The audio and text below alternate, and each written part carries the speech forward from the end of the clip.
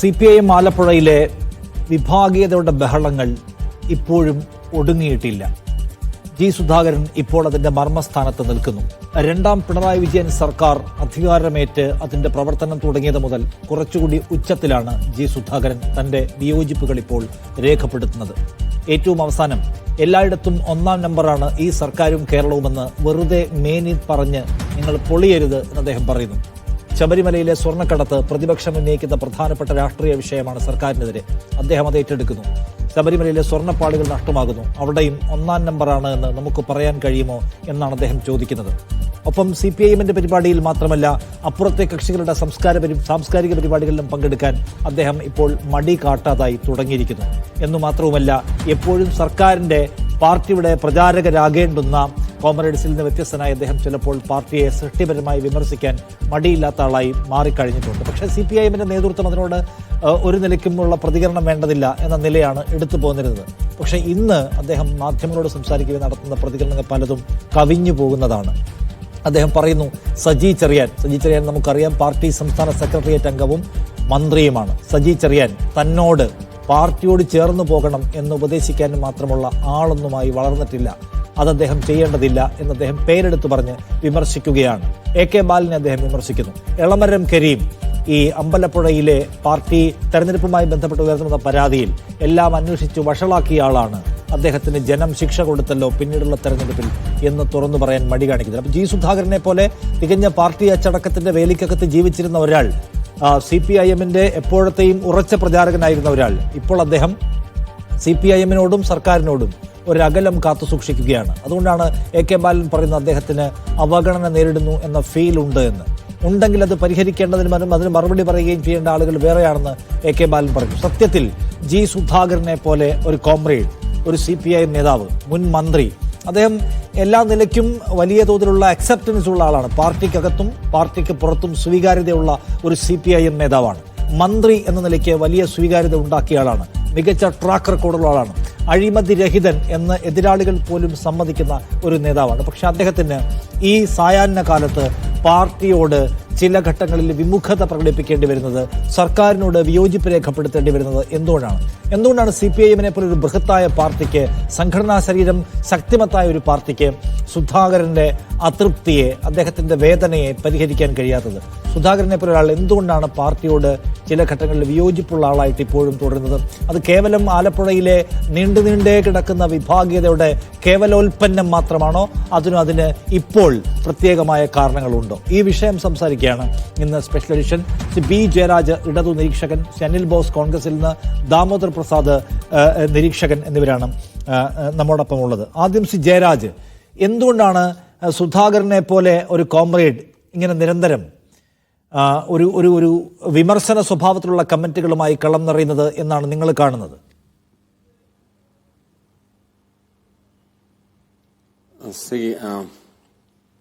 ഇതിനകത്ത് നമ്മൾ ആദ്യം മനസ്സിലാക്കേണ്ടുന്ന ഒരു കാര്യം, ജി സുധാകരൻ സഹ എന്ന് പറയുന്നത് ആലപ്പുഴ ജില്ലയെ സംബന്ധിച്ചിടത്തോളം പ്രധാനപ്പെട്ട നേതാക്കന്മാരായിട്ടുള്ള PK ചന്ദ്രാനന്ദൻ, അതായത് പുന്നപ്ര വയലാർ സമരത്തിൽ നേരിട്ട് പങ്കെടുത്ത് കാലിൽ വെടിയുണ്ടയുമായി ജീവിച്ച് മരിച്ച PK ചന്ദ്രാനന്ദൻ, അതുപോലെ കേരള രാഷ്ട്രീയത്തിലെ ഏറ്റവും വലിയ ടവറിംഗ് ഫിഗർ ആയിട്ടുള്ള VS അച്യുതാനന്ദൻ, അതിനുശേഷം ഉള്ള ഏറ്റവും മുതിർന്ന നേതാവും ഒരു രക്തസാക്ഷി കുടുംബത്തിൽ നിന്ന് വരുന്ന ഒരാളും കൂടിയാണ് ജി സുധാകരൻ. ജി സുധാകരൻ വളരെ ദീർഘകാലം കേരളത്തിന്റെ പൊതുമരാമത്ത് വകുപ്പ് മന്ത്രിയായിരുന്നു. വളരെ ക്ലീൻ ആയിട്ടുള്ള ഒരു ഭരണം നടത്തിയ ആളാണ്. ഇപ്പം ഇതിന്റെ പാർട്ടി പാരമ്പര്യം എടുത്തു നോക്കിക്കഴിഞ്ഞാൽ സജി ചെറിയാൻ അദ്ദേഹത്തിനെ സംബന്ധിച്ചിടത്തോളം വളരെ ചെറിയൊരു നേതാവാണ്.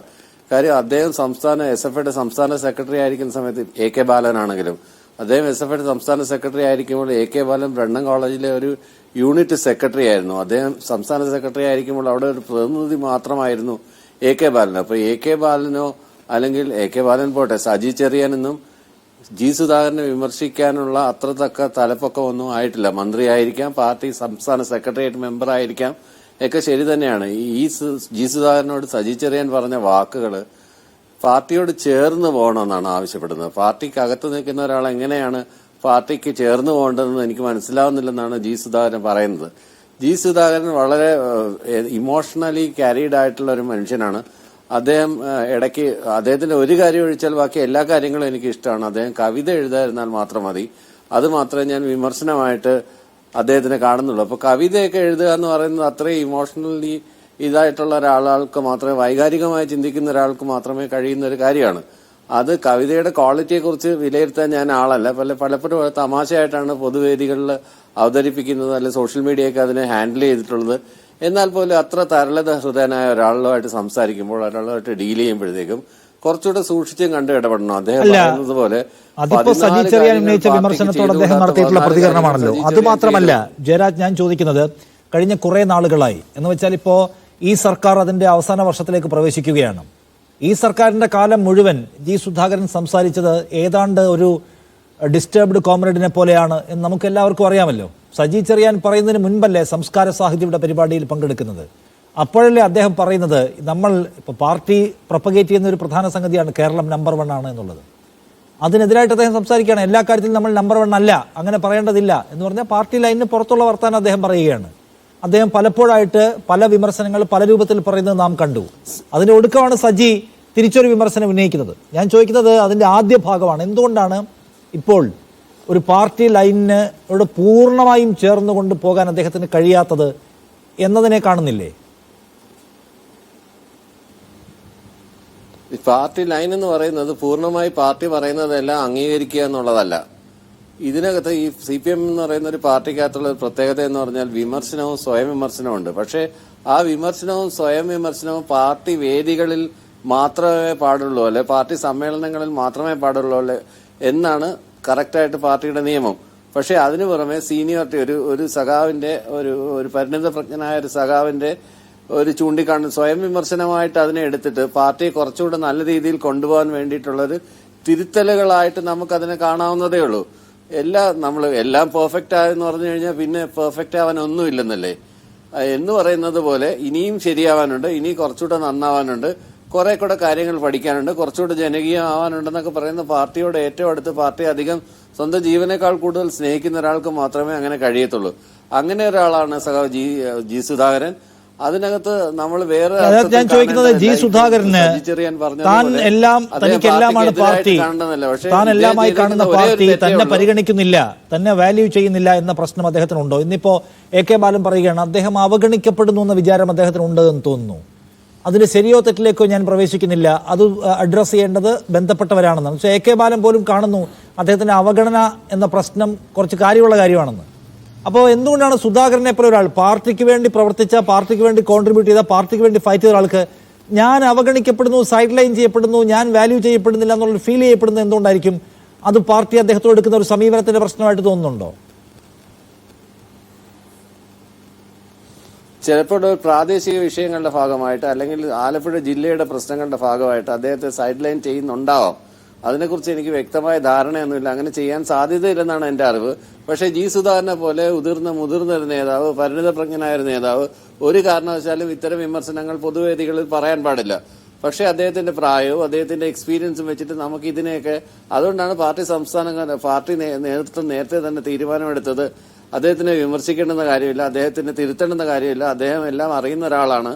അതുകൊണ്ട് തന്നെ അദ്ദേഹത്തിന് പ്രത്യേകിച്ച് തിരുത്തേണ്ടെന്ന കാര്യമില്ല. ഇപ്പൊ നിർഭൻ ചക്രവർത്തിയോടൊക്കെ എടുത്തതുപോലെ ഒരു സ്റ്റാൻഡ്, നിർഭൻ ചക്രവർത്തിയൊക്കെ അവസാന കാലത്ത് പുസ്തകം വിൽക്കുകയും സ്റ്റാളുകളിൽ ഇരുന്ന് കഥ നമുക്കറിയാം.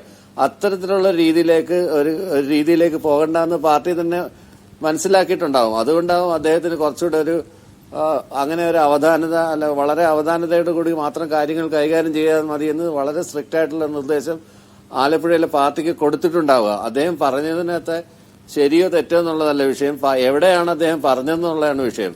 ശരിക്കും ഒരു പാർട്ടിക്കാരൻ പാർട്ടി വേദികളിൽ മാത്രം പറയേണ്ടുന്ന കാര്യങ്ങൾ അത് പൊതുവേദികളിൽ അദ്ദേഹം പറഞ്ഞു എന്നുള്ളതാണ്. അത് പാർട്ടിയെ നന്നാക്കാൻ വേണ്ടിയാണ് എന്ന് തന്നെയാണ് എന്റെ അഭിപ്രായം. ഒരിക്കലും പാർട്ടിയെ ക്ഷീണപ്പെടുത്താൻ ജി സുധാകരനെ പോലെയുള്ള ഒരു സഖാവ് ഒരിക്കലും ഇപ്പൊ ഗൗരിയമ്മയെ പോലെ, VS അച്യുതാനന്ദനെ പോലെ, PK ചന്ദ്രനാനന്ദനെ പോലെ അത്രയും തലയെടുപ്പുള്ള ഒരു നേതാവ്, ആലപ്പുഴ ജില്ലയിൽ നിന്നുള്ള ഏറ്റവും പ്രധാനപ്പെട്ട നേതാവ് ഒരിക്കലും പാർട്ടിക്ക് കളങ്കമുണ്ടാകുന്ന രീതിയിൽ ഒരക്ഷരം പോലും ഉരിയാടത്തില്ലെന്ന് വിശ്വസിക്കാനാണ് എനിക്കിഷ്ടം. അങ്ങനെ തന്നെയാണ് ഞാൻ കാണുന്നതും. ഞാൻ ചോദിക്കുന്നത് അദ്ദേഹത്തിന് പാർട്ടി കമ്മിറ്റി പറയാലോ, എന്തുകൊണ്ട് അദ്ദേഹം പുറത്തു പറയുന്നത്? പാർട്ടി നന്നാക്കാനാണെങ്കിലും അകത്ത് കമ്മിറ്റി പറയാം, സമ്മേളനത്തിൽ പറയാം, എന്തെല്ലാം ഓപ്ഷൻസ് ഉണ്ട്. ഇതിനകത്ത് പാർട്ടി കമ്മിറ്റികളിൽ പറയാനെന്ന് പറഞ്ഞു കഴിഞ്ഞാൽ അദ്ദേഹം ഒരു ബ്രാഞ്ച് കമ്മിറ്റി മെമ്പർ മാത്രമാണ്. അദ്ദേഹത്തിന്റെ ബ്രാഞ്ചിൽ ആരൊക്കെ ആയിരിക്കും? അദ്ദേഹം ബ്രാഞ്ച് കമ്മിറ്റിയിൽ ഒരു അഭിപ്രായ പ്രകടനം നടത്തി കഴിഞ്ഞാൽ എത്ര ശതമാനം അത് ഉൾക്കൊള്ളുന്ന രീതിയിൽ ആളുകൾ ഉൾക്കൊള്ളും. ചിലപ്പോൾ ആ ബ്രാഞ്ച് കമ്മിറ്റി അദ്ദേഹത്തിന്റെ അഭിപ്രായങ്ങളെ ഭൂരിപക്ഷ അടിസ്ഥാനത്തിൽ തള്ളിയെന്നിരിക്കും. പക്ഷെ അദ്ദേഹം അങ്ങനെ ഒരു അഭിപ്രായം ബ്രാഞ്ച് കമ്മിറ്റിയിൽ പറയേണ്ടുന്ന ഒരാളാണോ? അദ്ദേഹത്തിനെ പോലെയുള്ള ആളുകളെ പ്രത്യേക ക്ഷണിതാക്കളാക്കി വെച്ചുകൊണ്ട് സംസ്ഥാന കമ്മിറ്റിയിലോ സംസ്ഥാന സെക്രട്ടേറിയറ്റിലോ ആണ് ഇത്തരം അഭിപ്രായങ്ങൾ, മുതിർന്ന സഹാക്കളുടെ അഭിപ്രായങ്ങൾ സ്വരൂപിക്കുന്ന ഒരു രീതി പാർട്ടി ഇനിയും പിന്തുടരേണ്ടിയിരിക്കുന്നു. ഞാൻ പറയാം, ദാമോദർ പ്രസാദ്, ഈ ജി സുധാകരൻ നിൽക്കുന്നത് ആലപ്പുഴയിലാണ്. ആലപ്പുഴയിലെ വിഭാഗീയതയുടെ ഒരു പാരമ്പര്യം നമുക്കറിയാം. അല്ല, അതിന്റെ ഒരു ബൈ പ്രോഡക്റ്റ് അല്ലെങ്കിൽ അതിന്റെ ഒരു എക്സ്റ്റൻഷൻ മാത്രമാണോ ഇത്? അതിനപ്പുറത്തേക്ക് ഈ രണ്ടാം പിണറായി വിജയൻ സർക്കാർ വരുന്നു. ഓൾ ന്യൂ ക്യാബിനറ്റ് ആണെന്ന് നമുക്കറിയാം. എല്ലാവരും എടുത്തു മാറ്റുന്നു. പിണറായി വിജയൻ ഒഴികെ ബാക്കി ആരും വേണ്ടതില്ല എന്ന് തീരുമാനം എടുക്കുന്നു. ഐസക് വേണ്ട, സുധാകരൻ വേണ്ട, ശൈല ടീച്ചർ വേണ്ട, എല്ലാവരെയും മാറ്റുകയാണ്. ഒരു അത്ഭുതം ഉണ്ടാക്കിയ തീരുമാനമായിരുന്നു. കാരണം വളരെ എഫിഷ്യന്റ് ആയിട്ടുള്ള പ്രൂവൺ ആളുകളെ മാറ്റി നിർത്തിക്കൊണ്ട് ഈ തീരുമാനം എന്തിനെടുക്കുന്നുള്ള ക്വസ്റ്റ്യൻ അന്നേ ഉണ്ടായിരുന്നു. പാർട്ടി നേതൃത്വത്തിലും ഒപ്പം തന്നെ ഈ ക്യാബിനറ്റിലും എല്ലാം പെട്ടെന്നൊരു പുതുതലമുറ തരംഗം സൃഷ്ടിച്ച പരിപാടി. അത് എന്തിനാണ് അങ്ങനെ തങ്ങളെ മാറ്റിയത്? എന്തിനാണ് ഞങ്ങളെ അസമയത്ത് ഒഴിവാക്കിയത് എന്നത് ഇനിയും കൺവിൻസ്ഡ് ആവാത്ത ഒരു സീനിയർ കോമ്രേഡിന്റെ അസ്വസ്ഥതകളാണോ സത്യത്തിൽ നാം ഇപ്പോൾ കാണുന്നത്? വ്യക്തിപരമായിട്ട് ആ കാര്യങ്ങൾ ഉണ്ടായിരിക്കും. അദ്ദേഹം പറഞ്ഞിട്ടുണ്ടല്ലോ, കാര്യം 75 വയസ്സൊരു എന്ന നിബന്ധന അത് പലതരത്തിലും എക്സ്പീരിയൻസിനെ കൗണ്ട് ചെയ്യാതിരിക്കുന്ന മാത്രമല്ല, അത് ജി സുധാകരൻ, തോമസ് ഐസക് മാത്രമല്ല, ഇ പി ജയരാജൻ തുടങ്ങി വേറെ ഒരുപാട് നേതൃത്വം നിലപ്പെട്ട ആൾക്കാർ മാറി നിൽക്കേണ്ടി വന്നിട്ടുണ്ട്. അതൊരു തീരുമാനം എടുത്ത് അതിന് എക്സെപ്ഷൻ കൊടുക്കുകയും ചെയ്തു. ആ എക്സെപ്ഷനെ കുറിച്ച് എന്തെങ്കിലും അഭിപ്രായ വ്യത്യാസം പറയാമെന്നല്ലാതെ കാര്യം ഒരു പാർട്ടിക്ക് അങ്ങനെ തീരുമാനം, കാര്യം പുതിയ തലമുറ നേതാക്കളൊക്കെ വരേണ്ടതുണ്ട്. പക്ഷെ നേരെ ജയരാജ് സൂചിപ്പിച്ചതാണ് അതിൻ്റെ അകത്ത് പോയിന്റ്. അതാൾ കൃത്യമായിട്ട് ജയരാജ് സൂചിപ്പിക്കുന്നുണ്ട്. ആ പോയിന്റ് തന്നെ അതിൻ്റെ അകത്ത് ഒരു ഭാഗത്ത് ജി സുധാകരൻ്റെ അസ്വസ്ഥതയുടെ പ്രധാനപ്പെട്ട കാര്യമായിട്ട് നമുക്ക് മനസ്സിലാക്കുന്ന കാര്യം അത് പാർട്ടി വിരുദ്ധനായിട്ടും അദ്ദേഹം മാറിയിട്ടെന്നുള്ള കാര്യം നമുക്ക് അതൊക്കെ സജി ചെറിയനെ പോലുള്ള ആൾക്കാർക്ക് ഈ കുതന്ത്രങ്ങൾ ഉണ്ടാക്കുന്നതിന് വിദഗ്ധനായ സജി ചെറിയാൻ ജി സുധാകരനെതിരെ ആസൂത്രിതമായിട്ട് അദ്ദേഹത്തെ പുറത്താക്കാൻ വേണ്ടി നടത്തുന്ന നീക്കങ്ങളുടെ ഭാഗമായിട്ട് പ്രചരിപ്പിക്കുന്ന കഥകളും അവിടെ നടത്തുന്ന സൈബർ ആക്രമണങ്ങളാണ് നടക്കുന്നത്. അതിലൊക്കെ ആസൂത്രണമായിട്ട് ഇവർക്ക് പങ്കിടുന്നതുകൊണ്ടാണല്ലോ ജി സുധാകരൻ എതിർക്കുന്നത്. പക്ഷേ അദ്ദേഹം വളരെ മുതിർന്ന നേതാവാണ്, അങ്ങനെ വലിയൊരു കമ്മ്യൂണിസ്റ്റ് പാരമ്പര്യ നേതാവാണ്. മാത്രം വിഭാഗീയതയെക്കുറിച്ച് പറയുകയാണെങ്കിൽ വിഭാഗയുടെ മുൻപന്തിയിലിരുന്ന് സജി ചെറിയൊന്നും ആ ഭാഗത്ത് ഉണ്ടായിട്ടില്ല. വിഭാഗയുടെ മുൻപന്തിയിൽ നിന്ന് പിണറായി വിജയനെ സംബന്ധിച്ചോളം ആ കാലഘട്ടത്തിൽ ആ ഫാക്ഷൻസിൻ്റെ കാലത്ത് അതിനുവേണ്ടി പോരാടുകയും ഗൗരിയം പോണ കാലത്ത് ഗൗരിയമ്മ പാർട്ടിയിൽ നിന്ന് പുറത്താക്കപ്പെടുന്ന കാലത്ത് ആലപ്പുഴ ജില്ലയിൽ ഏറ്റവും ആലപ്പുഴ ജില്ലയിൽ ആ പാർട്ടി നിലനിർത്തിയത് പ്രധാനപ്പെട്ട ഒരാൾ എന്ന് പറയുന്നത് ജി സുധാകരൻ. അപ്പോൾ അങ്ങനെ പല ഘട്ടങ്ങളിലൂടെ കടന്നു. പിന്നെ നേരെ സൂചിപ്പിച്ച പോലെ SFIയുടെ ആദ്യകാലം മുതൽ തന്നെയുള്ള വലിയ ത്യാഗോശലമായ ജീവിതം നയിച്ച ഒരാളും അദ്ദേഹത്തിൻ്റെ കവിത എന്താണെങ്കിലും വലിയ വായനയും അദ്ദേഹം സാംസ്കാരിക സഹകരണ വകുപ്പ് മന്ത്രിയായിരിക്കുന്ന സമയത്താണ് കുറേ കാലശേഷം മൂലധനം വീണ്ടും 3 വോളിയം ഇറക്കുന്നതൊക്കെ നമ്മൾ ഓർക്കണം. അപ്പോൾ അങ്ങനെയൊക്കെ തരത്തിൽ അദ്ദേഹത്തിൻ്റെ പ്രതിജ്ഞാബദ്ധതയും രാഷ്ട്രീയ ചിന്തയൊക്കെ വളരെ കൃത്യമായിട്ടുള്ള ആളാണ്. സുതാര്യമായി ജീവിതം നയിച്ച ആളാണ്, അഴിമതിരഹിതനാണ്. ഇതൊക്കെ ഈ ക്വാളിറ്റിയൊക്കെ സമൂഹത്തിന് പറയാം. പക്ഷേ വളരെ വളരെ കുപിതനായിട്ടുള്ളതാണ്, പെട്ടെന്ന് പ്രകോപിതനാവും, വളരെ ദേഷ്യത്തിൽ സംസാരിക്കും. ഇതൊക്കെ നമുക്ക് അറിയാവുന്ന കാര്യമാണ്. ഇതൊക്കെ പല ഘട്ടങ്ങളിലും നമ്മൾ കണ്ടിട്ടുണ്ട്. അദ്ദേഹത്തിന് അത് മൂടി വയ്ക്കാറില്ല. പക്ഷേ ഇവിടെ പ്രധാനപ്പെട്ട കാര്യം ഇതാണ്. കാര്യം അദ്ദേഹത്തിന് വിമർശനം ഉന്നയിക്കാൻ കോൺഗ്രസ് വേദികളില്ല മാത്രമുള്ള സ്ഥിതിയായി. അദ്ദേഹത്തിന് വിമർശനം ഉന്നയിക്കാൻ പൊതുവേദികൾ മാത്രമുള്ള സ്ഥിതിയായി. കാര്യം അദ്ദേഹം ആലപ്പുഴ ജില്ലയിൽ വലിയ രീതിയിൽ അവഗണന നേരിടുന്നു. ആ അവഗണനയ്ക്ക് കാരണം അദ്ദേഹം അവിടെ ഒരു പ്രധാനപ്പെട്ട ഒരാളാണ്. ആലപ്പുഴ അദ്ദേഹത്തിൻ്റെ ഒരു ഇടത്ത് പറയുന്നത് അവിടുത്തെ പ്രധാനപ്പെട്ട ആളെന്ന് പറഞ്ഞാൽ ഒരു കിരീടം വയ്ക്കാത്ത രാജാവ് തന്നെയായിരുന്നു, അങ്ങനെ തന്നെ സങ്കല്പിക്കുകയാണെങ്കിൽ. അതുകൊണ്ടാണല്ലോ അഖിലേന്ത്യാ സെക്രട്ടറി MAB ജി സുധാകരനാണ് കാണാൻ വരുന്നത്. മുതിർന്ന നേതാവിലേക്ക് സുധാകരൻ സാർ എന്നാണ് വിളിക്കുന്നത്, എല്ലാവരും ഓർക്കുന്നുണ്ടാവും. അപ്പോൾ അതൊക്കെ നമ്മൾ കാണിക്കുന്നത് എന്താണ്? അദ്ദേഹത്തിൻ്റെ അകത്തുള്ള സ്വാധീനവും പ്രഭാവവുമാണ്. പക്ഷേ അത് ഈ പുതിയ തലമുറക്കാരും നമ്മൾ ജി സുധാകരൻ തന്നെ പറഞ്ഞ കാര്യം പലപ്പോഴും സജി ചെറിയനെ ഒരു ആശ്രിതനായിരുന്നു. അങ്ങനെ തന്നെ പറഞ്ഞു, ജി സുധാകരൻ ആശ്രിതനായിട്ടാണ് അദ്ദേഹം പാർട്ടി സെക്രട്ടറിയായി ജില്ലാ സെക്രട്ടറിയായിട്ട് വരുന്നത്. അങ്ങനെ ആശ്രിതനായ ഒരാൾ പിന്നീട് തന്നെ അധികാരം കിട്ടിയപ്പോൾ ഇതുപോലെ പ്രധാനപ്പെട്ട മുതിർന്ന നേതാവിനെ ഒഴിവാക്കാനും പരിഹസിക്കാനും താൻ പ്രത്യക്ഷമില്ലെങ്കിൽ അതൊക്കെ അവർക്ക് കൃത്യമായിട്ട് വിവരം കിട്ടണമല്ലോ. തൻ്റെ പൈതാളികന്മാർ ഉപയോഗിച്ച് സാമൂഹ്യ മാധ്യമത്തിൽ അദ്ദേഹത്തെ അപഹസിക്കാൻ ചെയ്യുന്ന സമയത്ത് പ്രതികരിക്കാൻ അദ്ദേഹത്തിന് മറ്റ് വേദികളേ ഉണ്ടാവുള്ളൂ. അതുകൊണ്ടാണ് അവിടുന്ന് ആ പ്രശ്നം. അതേസമയം തന്നെ നേരെ സൂചിപ്പിച്ച പോലെ അദ്ദേഹത്തെ സംസ്ഥാന സമിതിയിലോ അല്ലെങ്കിൽ കുറച്ച് ഉയർന്ന ബോഡികൾ അദ്ദേഹത്തിൻ്റെ അഭിപ്രായം പറയാൻ രേഖപ്പെടുത്താൻ അവസരം കിട്ടുകയും ആ നിലയ്ക്ക് അങ്ങനെയാണല്ലോ ഇവരുടെ അഭിപ്രായങ്ങൾ സ്വീകരിക്കും. കാര്യം അവരുടെ എക്സ്പീരിയൻസ് ശരിയാണ്. പുതിയ തലമുറ നേതാക്കളെ കൊണ്ടുവരും, അത് വളരെ ശരിയായ തീരുമാനം തന്നെ ഞാൻ വിശ്വസിക്കുന്നത്. പുതിയ തലമുറ നേതാക്കളെ കൊണ്ടുള്ള തീരുമാനം വളരെ ശരിയാണെന്ന് ഞാൻ വിശ്വസിക്കുന്നത്. എല്ലാവർക്കും അപ്ലൈ ചെയ്തില്ല എന്നുള്ള ഒരു പ്രശ്നം അതിൻ്റെ അകത്തുണ്ട്. കാര്യം ഇപ്പോൾ അദ്ദേഹത്തിനെ ഒരു പ്രധാനപ്പെട്ട പാർട്ടി ലീഡർ നിലയ്ക്ക് അക്കോമഡേറ്റ് ചെയ്യുക എന്ന് പറഞ്ഞാൽ ക്ഷണിതാവാക്കാം. ഇപ്പം അദ്ദേഹത്തിന് പ്രായം കഴിഞ്ഞു. പക്ഷേ അദ്ദേഹം സ്റ്റേറ്റ് കമ്മിറ്റിയിൽ ഞാൻ വേണ്ട, മാറാം, ബ്രാഞ്ചിൽ പ്രവർത്തിക്കാമെന്ന് അദ്ദേഹത്തിന്റെ സന്നദ്ധത കൂടിയായിരുന്നു. 2 തവണ അദ്ദേഹം കോടിയേരി ബാലകൃഷ്ണന് കത്തയക്കുന്നുണ്ട്, എന്നെ അങ്ങനെ അക്കോമഡേറ്റ് ചെയ്യേണ്ടതില്ല എന്ന്. അപ്പോൾ ഞങ്ങൾ പറഞ്ഞു അദ്ദേഹത്തോട് പോകാമെന്ന് വേണമെങ്കിൽ CP-മാർക്ക് ചോദിക്കാം. പക്ഷെ ഈ ഞാൻ ഒഴിഞ്ഞേക്കാമെന്ന തീരുമാനം എടുക്കുന്നതിന് പിന്നിൽ പോലും ഈ ലോക്കലി അദ്ദേഹം നേരിടുന്ന ഈ പറയുന്ന ആക്രമണമായിരുന്നു, അതോ അതിനപ്പുറമുള്ള റീസൺസ് ഉണ്ടായിരുന്നു? നിഷാദ് ഓർക്കുണ്ടാവും, അദ്ദേഹത്തിന് കേന്ദ്ര കമ്മിറ്റിയിലേക്ക് നിർദ്ദേശിച്ചപ്പോൾ അതുപോലും ആ സമയത്ത് വേണ്ടെന്ന് വെച്ച ഒരാളാണ്. കാര്യം അദ്ദേഹത്തിന് യഥാർത്ഥ സമയത്ത് കിട്ടാത്തത് അദ്ദേഹത്തിൻ്റെ തോന്നലതായിരുന്നു. കാര്യം നേരത്തെ വളരെ മുമ്പ് തന്നെ കേന്ദ്ര കമ്മിറ്റി വരുന്നതിന് മുമ്പ് തന്നെ തോമസ് ഐസക്കിനെ പോലെ അതിന് ശേഷം വന്ന കാര്യം അവരൊന്നും ഈ ഇദ്ദേഹം പാർട്ടിയുടെ സമയത്ത് തോമസ് ഐസക്കൊന്നും സജീവ രാഷ്ട്രീയത്തിൽ അദ്ദേഹം അക്കാദമിക്കായിരുന്നു, പിന്നീടാണല്ലോ വന്നത് ആലപ്പുഴയിലേക്ക്. അപ്പോൾ അവരൊക്കെ കേന്ദ്ര കമ്മിറ്റി പോയ സമയത്ത് എനിക്ക് അവിടെ ആദ്യം സ്ഥാനം കിട്ടിയില്ല എന്നുള്ളൊരു വിഷമവും വേദനയും സ്വാഭാവികമായിട്ടും അദ്ദേഹത്തിന് ഉണ്ടാവും. കാര്യം ജീവിതം രാഷ്ട്രീയ പ്രവർത്തനം വേണ്ടി മാറ്റിവെക്കുകയും കമ്മ്യൂണിസ്റ്റ് പാർട്ടി മാർക്സിസ്റ്റ് പാർട്ടിയുടെ അത് ആ ആലപ്പുഴ ജില്ലയിൽ അതിന് എന്താ പറയുക അതിൻ്റെ ഏറ്റവും പ്രതിസന്ധി കാലഘട്ടത്തിലുള്ള പാർട്ടിയെ കൂടെ നിന്ന് നയിക്കുകയും അതിന് നേതൃത്വം നിന്നുകൊണ്ട് പാർട്ടി വളർത്തുകയും ചെയ്ത ഒരാളെ സംബന്ധിച്ചോളം ആ വിഷമം ഉണ്ടാവും. അത് എന്റെ ചോദ്യം ആദ്യം ചോദിച്ച ചോദ്യത്തിലേക്ക് ഞാൻ ഒന്നുകൂടെ വരികയാണ് ദാമോദർ പ്രസാദ്. അതായത് ശരിയാണ്, അദ്ദേഹം ആലപ്പുഴയിൽ അദ്ദേഹം നേരിടുന്ന പ്രശ്നങ്ങളെ ചൊല്ലി അദ്ദേഹത്തിന് ചില അസ്വസ്ഥതകൾ ഉണ്ടാവാം, ശരി. പക്ഷേ ഈ സെക്കൻഡ് ടേം പിണറായി വിജയൻ ഗവൺമെന്റിനെ കുറിച്ച് സംസാരിക്കുന്ന ഘട്ടത്തിലെല്ലാം അതിനെക്കുറിച്ച് അദ്ദേഹത്തിന്റെ ഒരു സംശയം അല്ലെങ്കിൽ അതിനെക്കുറിച്ചുള്ള അദ്ദേഹത്തിന്റെ അഭിപ്രായ വ്യത്യാസങ്ങൾ അദ്ദേഹം പലപ്പോഴായി തുറന്ന് പ്രകടിപ്പിക്കുകയാണ്. ഒരു ഘട്ടത്തിൽ അദ്ദേഹം പറഞ്ഞു അങ്ങനെ എല്ലാ മന്ത്രിമാരും അതിഗംഭീരമായി പ്രവർത്തിക്കുന്നവരാണെന്നുള്ള അഭിപ്രായം ഇല്ല എന്ന അർത്ഥമുള്ള ശരാശരിക്കാർ എന്ന അർത്ഥമുള്ള അഭിപ്രായം ഒരിക്കലും അദ്ദേഹം പറഞ്ഞു. നമ്പർ 1 ആണ് എന്ന് പറയാൻ പറ്റില്ല, നമ്മുടെ സർക്കാരിന് കീഴിൽ പ്രശ്നമുണ്ട് അദ്ദേഹം പറഞ്ഞു. നമ്മുടെ സിസ്റ്റത്തിൽ ഒരുപാട് പ്രശ്നമുണ്ട്, ആ പ്രശ്നം പാർട്ടിക്കും സർക്കാരിനും അവമതിപ്പുണ്ടാക്കുന്നതാണ് എന്ന് അദ്ദേഹം പറഞ്ഞു. എന്ന് വെച്ചാൽ ഈ പിണറായി 2.0 ഗവൺമെന്റിന്റെ ഒരു പെർഫോമൻസ് സർപ്രൈസർ എടുക്കുന്ന ഘട്ടത്തിൽ അദ്ദേഹം എല്ലായ്പ്പോഴും ഒരു സംശയാലുവിനെ പോലെ അല്ലെങ്കിൽ പൂർണ്ണ തൃപ്തിയില്ലാത്ത ആളെ പോലെ ബിഹേവ് ചെയ്യുന്ന കണ്ടു. മറ്റാരും അങ്ങനെ ആയിരുന്നില്ല. അപ്പം ഞാൻ ചോദിക്കുന്നത് അദ്ദേഹത്തിന്റെ ആ അതൃപ്തി പരകോടിയിലെത്താനുള്ള പ്രധാനപ്പെട്ട കാരണങ്ങളിലൊന്ന് ഈ 2.0 കോൺസ്റ്റിറ്റ്യൂട്ടീവ് എന്താണ് തീരുമാനിക്കുമ്പോൾ പുറത്തു നിർത്തപ്പെട്ടത് അദ്ദേഹത്തിന് വല്ലാത്ത വേദന ഉണ്ടാക്കിയോ, അതിന് മുമ്പത്തെ തെരഞ്ഞെടുപ്പ് മത്സര ഘട്ടത്തിലെ തീരുമാനം വേദന ഉണ്ടാക്കിയോ, അതായിരുന്നു അതിൻ്റെ ഒരു ഇമ്മീഡിയറ്റ് പ്രൊവോക്കേഷൻ എന്നാണ്. അതല്ല, വ്യക്തിപരമായിട്ടുള്ള അദ്ദേഹത്തിൻ്റെ പ്രശ്നങ്ങൾ ഒരു ഭാഗത്തുണ്ട്. അതുമാത്രമല്ല, അദ്ദേഹം ഒരു കമ്മ്യൂണിസ്റ്റുകാരനാണല്ലോ, ദീർഘകാല രാഷ്ട്രീയ പാർട്ടിയുടെ ഭാഗമായി അതിൻ്റെ പല തലങ്ങളിലും പ്രവർത്തിച്ച് അടിത്തട്ട് മുതൽ സംസ്ഥാന നേതൃത്വം വരെ പ്രവർത്തിച്ച ഒരാളെ സംബന്ധിച്ചാൽ വ്യക്തിപരമായ കാര്യം ഒരു ഘടകമാണ്. പക്ഷേ ആ വ്യക്തിപരമായ കാര്യത്തിൽ മാത്രം ലഘൂകരിക്കേണ്ട. ഈ രണ്ടാം പിണറായി 2.0 കുറിച്ചുള്ള കോൺഗ്രസിൻ്റെയും BJPയുടെയും വിമർശനം അല്ല ജി സുധാകരൻ പറയുന്നത്. ആ വിമർശനം കോൺഗ്രസും അവർ പ്രതിപക്ഷ രാഷ്ട്രീയ പാർട്ടികളാണെങ്കിൽ അവർക്ക് വിമർശനം. ഈ സുധാകരൻ കമ്മ്യൂണിസ്റ്റുകാരെന്ന നിലയ്ക്ക് CPMന്റെ അകത്തൊരാളെന്ന നിലയ്ക്ക് ഈ ഗവൺമെൻറ് CPMന്റെ പൊളിറ്റിക്കൽ പ്രോഗ്രാമിൽ നിന്ന് വ്യതിചലിക്കുന്ന വിധത്തിൽ എന്തെങ്കിലും ഉണ്ടെങ്കിൽ ആ അഭിപ്രായം രേഖപ്പെടുത്തുകയാണ് ചെയ്യുന്നത്. ആ കാലത്ത് ഈ കെട്ടിപ്പൊക്കിയ പല കഥകളും കെട്ടിപ്പൊക്കിയതാണെന്ന് കോൺഗ്രസ് പോലും BJP പറഞ്ഞ പോലെ ആ വിമർശനം ഉന്നയിക്കുന്നത് ന്യായമാണ്. അല്ലാണ്ട് അദ്ദേഹം പിണറായി വിജയനെ കുറിച്ച് വ്യക്തിപര അധിക്ഷേപം ഉന്നയിച്ചിട്ടില്ല. ഈ ഗവൺമെൻറ് പല പെർഫോമൻസുമായി ബന്ധപ്പെട്ട് അത് റോഡായി ബന്ധപ്പെട്ട് പെർഫോമൻസ് സംബന്ധിച്ച് അദ്ദേഹം ഉന്നയിക്കുന്ന വിമർശനം, അതുപോലെ ശബരിമലയെ ബന്ധപ്പെട്ട് അദ്ദേഹം വിമർശനം ഉന്നയിച്ചിട്ടുണ്ട്. അപ്പോൾ ഗൗരവമായിട്ടുള്ള കാര്യങ്ങൾ വരുന്ന സമയത്ത് അത് ഒരു തിരുത്തൽ ശക്തിയായിട്ട് പ്രവർത്തിക്കാൻ, ആ തിരുത്തൽ ശക്തി പ്രധാനപ്പെട്ട കാര്യമാണ്. ഒരു കമ്മ്യൂണിസ്റ്റ് പാർട്ടിയെ സംബന്ധിച്ചിടത്തോളം ഈ മൾട്ടി പാർട്ടി ഡെമോക്രസി പ്രവർത്തിക്കുന്ന കമ്മ്യൂണിസ്റ്റ് പാർട്ടിയെ സംബന്ധിച്ചും അതിൻ്റെ അകത്തൊരു നേതാവ് തിരുത്താണെങ്കിൽ ആ തിരുത്തിൽ ഉൾക്കൊള്ളാൻ ശേഷിയില്ലാത്ത കുറേ ആൾക്കാർ ഈ ആലപ്പുഴ ജില്ലയിൽ നിന്ന് മനസ്സിലാക്കാം. അത് നമുക്ക് തുടർന്നീളം സ്ഥാനം. ഇപ്പോൾ ജി സുധാകരനെ പോലെ ആൾ സാംസ്കാരിക വകുപ്പ് മന്ത്രി, ജി സുധാകരൻ്റെ കവിതയെക്കുറിച്ച് പറഞ്ഞു, കവിതയും നോവലും വേർതിരിച്ചറിയാൻ അറിയാത്ത ആളാണ് സാംസ്കാരിക വകുപ്പ് മന്ത്രി ഇരിക്കുന്നതാണെന്ന് പറയാതിരിക്കാൻ വയ്യ.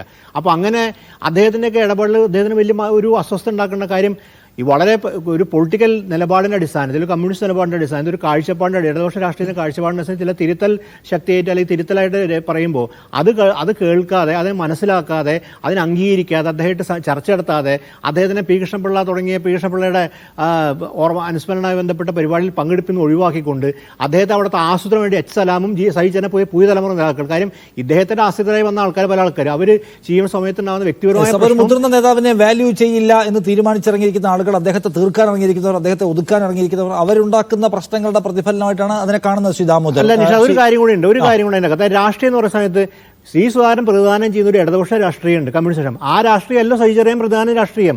ആ രാഷ്ട്രീയമല്ല, ആ രാഷ്ട്രീയത്തിന്റെ ക്ലാഷാണ് സൈചറിയൻ പ്രധാനം ചെയ്യുന്ന നവലിബറൽ ആയിട്ടുള്ള ഇന്നത്തെ മുതലാളിത്ത പാതയുടെ അങ്ങനെ ഒരു പുതിയ രാഷ്ട്രീയത്തെ സൈചറിയൻ പ്രധാനം. നമുക്ക് എല്ലാവർക്കും അറിയാം. അത് ഹേമ കമ്മിറ്റി റിപ്പോർട്ട് നിലപാട് പല ഘട്ടത്തിലും കണ്ടെത്തും അദ്ദേഹത്തിന്റെ നിലപാടുകൾ എന്താണ്. ഇപ്പോൾ മോഹൻലാലെ ബന്ധപ്പെട്ട 2 കോടി ചിലവാക്കി എന്താ കുഴപ്പമിരിക്കുമ്പോൾ അദ്ദേഹത്തിന് വീട്ടിൽ നല്ല പൈസ, സർക്കാരിന്റെ പൈസയാണ്. അത് പൈസയിലാക്കുന്ന ഒരു കണക്കും പ്രതിപക്ഷം ഉന്നയിക്കുന്ന കാര്യമാണ്. അദ്ദേഹത്തിന് വീട്ടിൽ നിന്ന് കൊടുക്കുന്ന പൈസ, അദ്ദേഹം ട്രസ്റ്റിന് കൊടുക്കുന്ന പൈസ.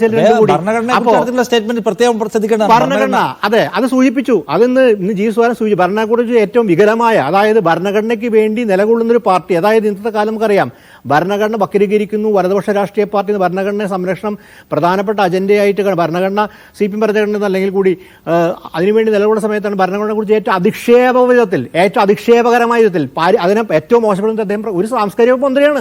ആലോചിക്കണം, കേരള സാംസ്കാരിക വകുപ്പ് മന്ത്രി, ഇടതുപക്ഷ സാംസ്കാരിക വകുപ്പ് മന്ത്രി തൊട്ടും ടി.കെ. രാമകൃഷ്ണൻ പ്രധാനപ്പെട്ട ഇടതുപക്ഷം എന്ന ആശയത്തിന്മേലാണ് സജീവും സുധാകരനും തർക്കിക്കുന്നതെങ്കിൽ അതിന്റെ റെപ്രസെന്റേറ്റീവ് ആരാണെന്ന കാര്യം മലയാളം മനസ്സിലാക്കിയിട്ടുള്ള ഒരു കാര്യം. രാഷ്ട്രീയ വ്യത്യാസത്തിന്റെ പ്രകാരം ഷനിൽ ബോസ് ആലപ്പുഴയിൽ നിന്നുള്ള കോൺഗ്രസ് നേതാവ് കൂടിയാണ്. ഷനിൽ ബോസ് നിങ്ങൾ എങ്ങനെയാണ് ഈ പ്രശ്നത്തെ പുറത്തുനിന്ന് കാണുന്നത്? ഇതൊരു സജി സലാം സുധാകരൻ ഇഷ്യൂ മാത്രമാണോ, അതോ അതിനപ്പുറത്തേക്കുള്ള അടരുകൾ ഈ പ്രശ്നത്തിനുണ്ടോ?